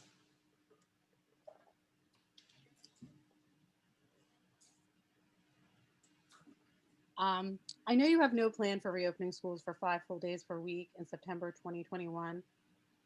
First, I want to let you know I'm not part of a small vocal minority. There are many families who have lost confidence in your ability to lead and take appropriate actions. Unfortunately, many are afraid to speak out. They say that they fear that teachers will retaliate against their children, or the district will penalize their children in other ways. You should be ashamed that this is a concern, and you should be investigating whether this is actually happening. Board members, you should be concerned with the cultural climate the administration has created, as well as the legal ramifications. Thank you. Thank you. Next, we have Jamie Goodwin. Jamie Goodwin, 112 Boulevard, Mansfield South. Hi, I'm just kind of wanting to speak to a little bit about what has been going on in the board meeting. So I prepared a little bit to share here. And it starts with this. I said, right now we live in a society that is built off of white supremacist, heteropatriarchal, ableist, and classist systems. That means we must remember it puts one kind of person on top: white, cis, abled, wealthy men, then asks everyone to fight to get closer to the exclusive spot made for very, very, very small few. White supremacy always asks us to pick who can be acknowledged, who can be seen, who can be treated with value. It never allows us to ask why. Why can only one kind of person be valued? Why is it that an unseen Black hero must be pitted with an unseen champion of unseen special education students? It asks us to have a spotty memory and collective amnesia about the truth that disproportionately we know that kids with in the special education program are not only pushed aside because they do not meet ableist normative schooling standards, but also sit in the deeply marginalized identity that does not see or care about Black bodies. They are criminalized, adultified, and then dehumanized with a tragic regularity that we must not be fooled at thinking only happens outside of Cherry Hill schools. I want to remind us what we saw today in the board meeting is not new by any means, but the classic tactic of white supremacy. Our imaginations were stifled because we thought honoring a Black unsung Board of Education and community hero on an administration building that hosts Board of Education meetings would mean there would be no space to honor a woman who has been said to champion the needs of students who are often treated as second-class citizens, even in our schools. White supremacy stifles our imagination. It never allows us to say both and, but always either or.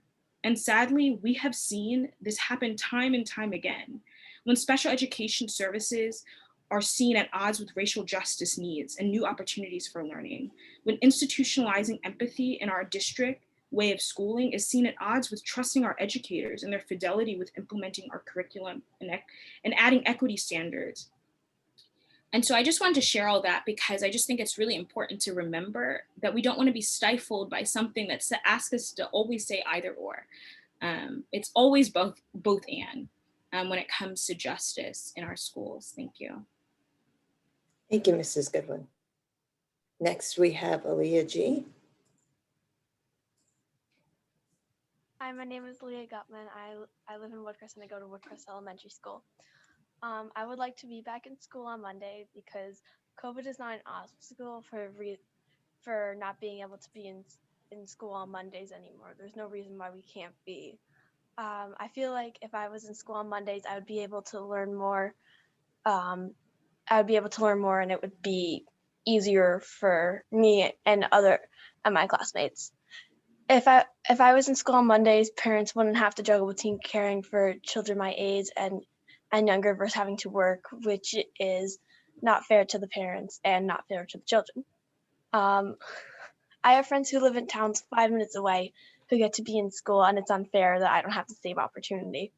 I don't feel that I shouldn't be able to learn while other kids who live not even that far away, like Voorhees, get to go to school on Mondays and I don't. It doesn't seem fair, and I don't think that that's right.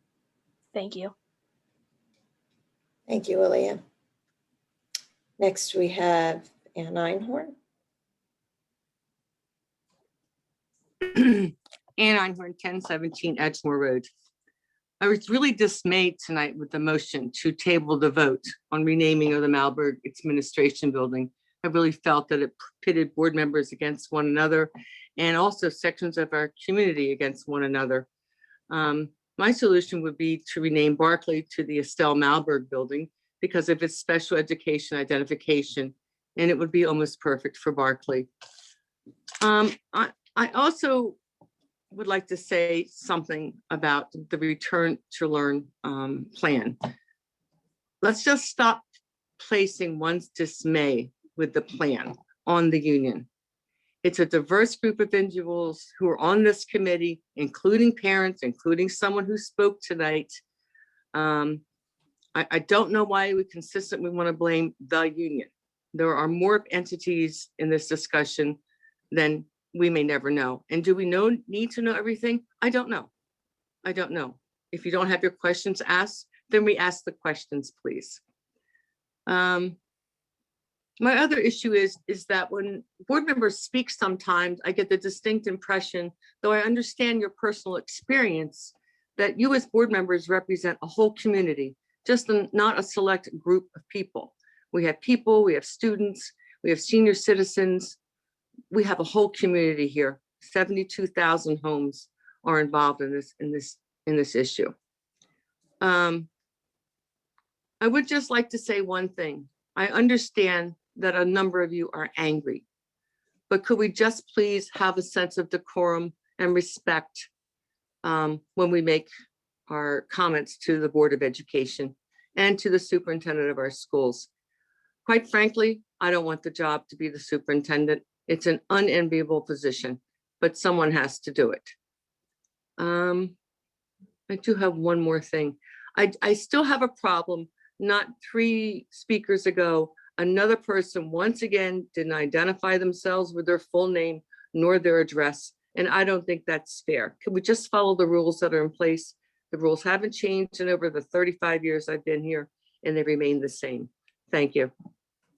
Thank you. Next, we have Kelly Gasly.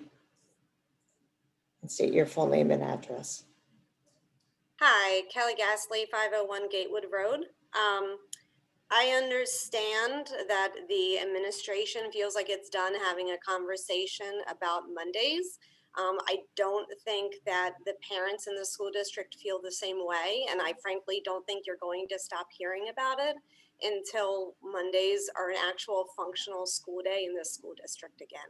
It's incredibly frustrating to be sitting here at the end of April with my child having 90 minutes at most of instruction on a Monday and having the rest of the day completely open. I don't know any other school district that has this going on at this point. It's really mind-blowing, and it's really troubling that we're at this point, that we're still having this conversation, and that we're now being told that the administration no longer really wants to have a discussion and that the decision's been made. I'm really frustrated to hear that we're continually being told that the reason that we still have Mondays is because the We Return to Learn committees want it.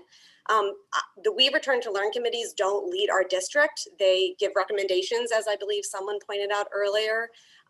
They give feedback. It is our district administration led by Dr. Malash who actually makes the decisions in this school district. And I am looking to him and his close colleagues to explain in an extremely transparent and honest way why Mondays look the way they do and are not a functional school day in Cherry Hill. Thank you. Thank you, Mrs. Gasly. Okay, do we have any other comments from our callers? Okay, if not, I will turn it over to Mrs. Sugars for the submitted comments. I have a few people actually called in and made their comments, so I will not read those comments. First two were from Kelly Gasly. She just called in. The next one is from Alana Yaris, 6 Gately Court. I am speaking tonight to discuss the length. Actually, I'm going to put a timer on this. I'm speaking tonight to discuss the length of public comment since the district has gone to virtual meetings at the start of this pandemic. Board meetings drag on for endless amounts of time, and the quality of work that can take place towards the end of a 3 or 4 hour meeting is severely limited. A huge part of this problem is the length of the public comment portion, especially from emails received. I am happy that so many community members have become so actively engaged and involved. However, I think a disservice has been created in allowing the public to write in their public comment. Oftentimes, Ms. Sugars is required to read the same public comment over and over again from different individuals in the community. These community members could not come up with an original idea and instead follow the direction of a few self-appointed community members to write and say the same thing. In fact, they have previously stated that if you send the same thing, she will have to read it each time it is submitted, even if that means that 100 people submit the same response.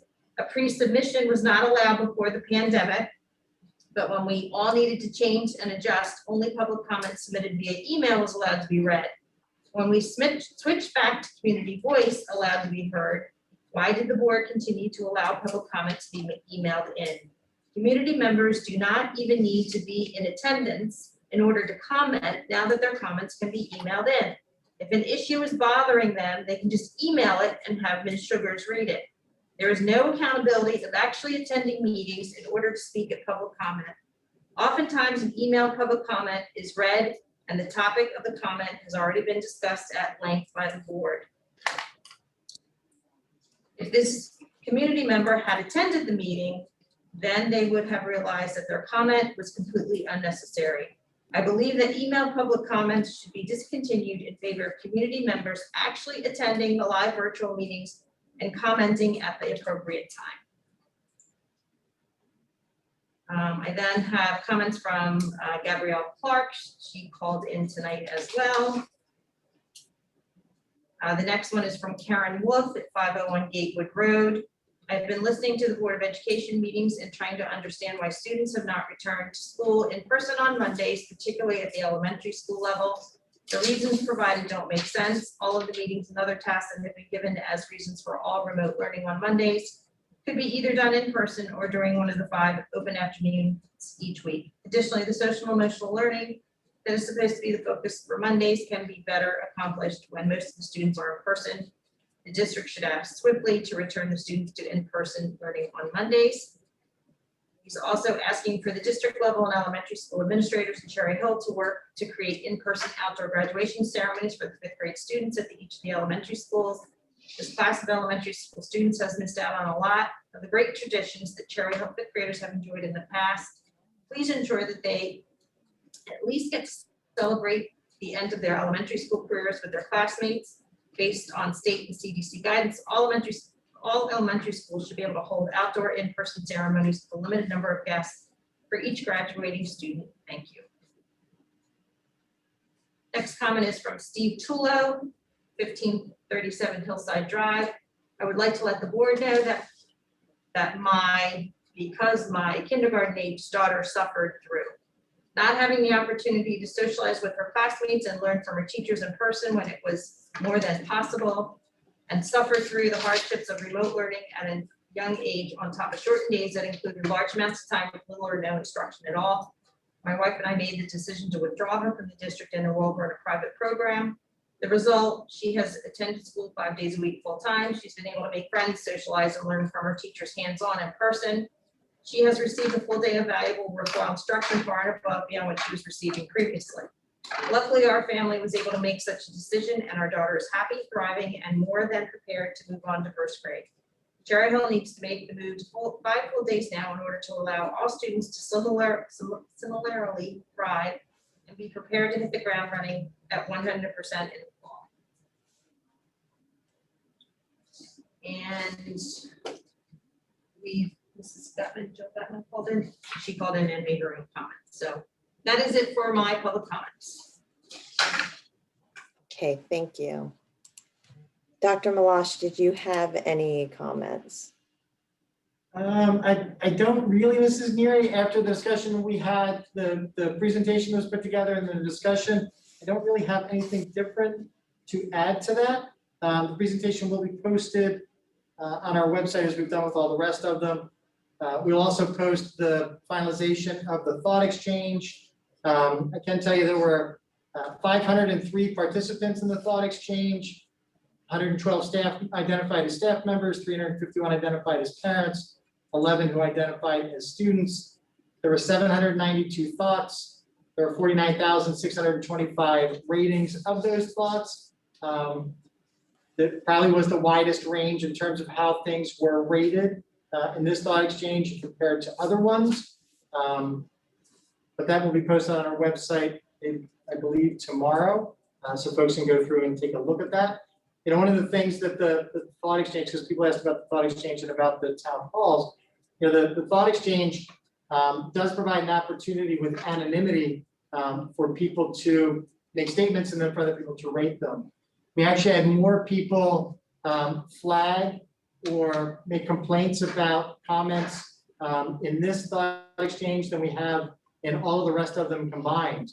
I believe nearly 100 thoughts were flagged by other members of the community when they went in to rate them. People's choice of language certainly shifted a bit with this thought exchange. One of the things I can tell you, as we've looked at it, there's definitely a great deal of frustration on both sides of all the discussions that took place within the thought exchange. But we do take that information to get a sense. You know, it's one piece of information that we take a look at. The town hall, same thing, that 90 minutes, we have the opportunity to spend together with folks. There are people who call in. There are also probably an equal or higher number of people that reach out, both the folks in central administration and buildings the day after the thought exchange that listen in, you know, and for a variety of reasons do not call and speak publicly, but share thoughts and perspectives to go through. Again, you know, back in the summer, we did post the names of all the members of the We Return to Learn committees. We were going through and doing that, you know, so that all has been out there. And again, the committees are made up of instructional staff, other certificated support staff, administrators, there are parents, there are board members that participate in all of the discussions. I believe, Mrs. Weddington, they've been meeting bi-monthly, every other week or so. That depends on where we are in the school calendar. They've met more since January 1st than they did in the course of the fall because of the schedule that we were operating with at that time. I think that Mrs. Neary is, I think that's it. Okay, great, thank you. We do have an item for second executive session. No decision will be made this evening. I'd like to make a motion to go into executive session. Do I have a second? That's specified to discuss personnel. Oh, I'm sorry. So in the motion, it is to discuss personnel matters. Mrs. Stratton? Okay, great. All in favor? Great, thank you. A minute break. Yeah. I was hoping for that. Just a reminder to the board members, the executive session came in a second calendar invite this afternoon. It's another Zoom platform. It came in a calendar invite this afternoon, probably around 4:45 or so. From Dr. Malash. From me, yes. Thank you. Thank you.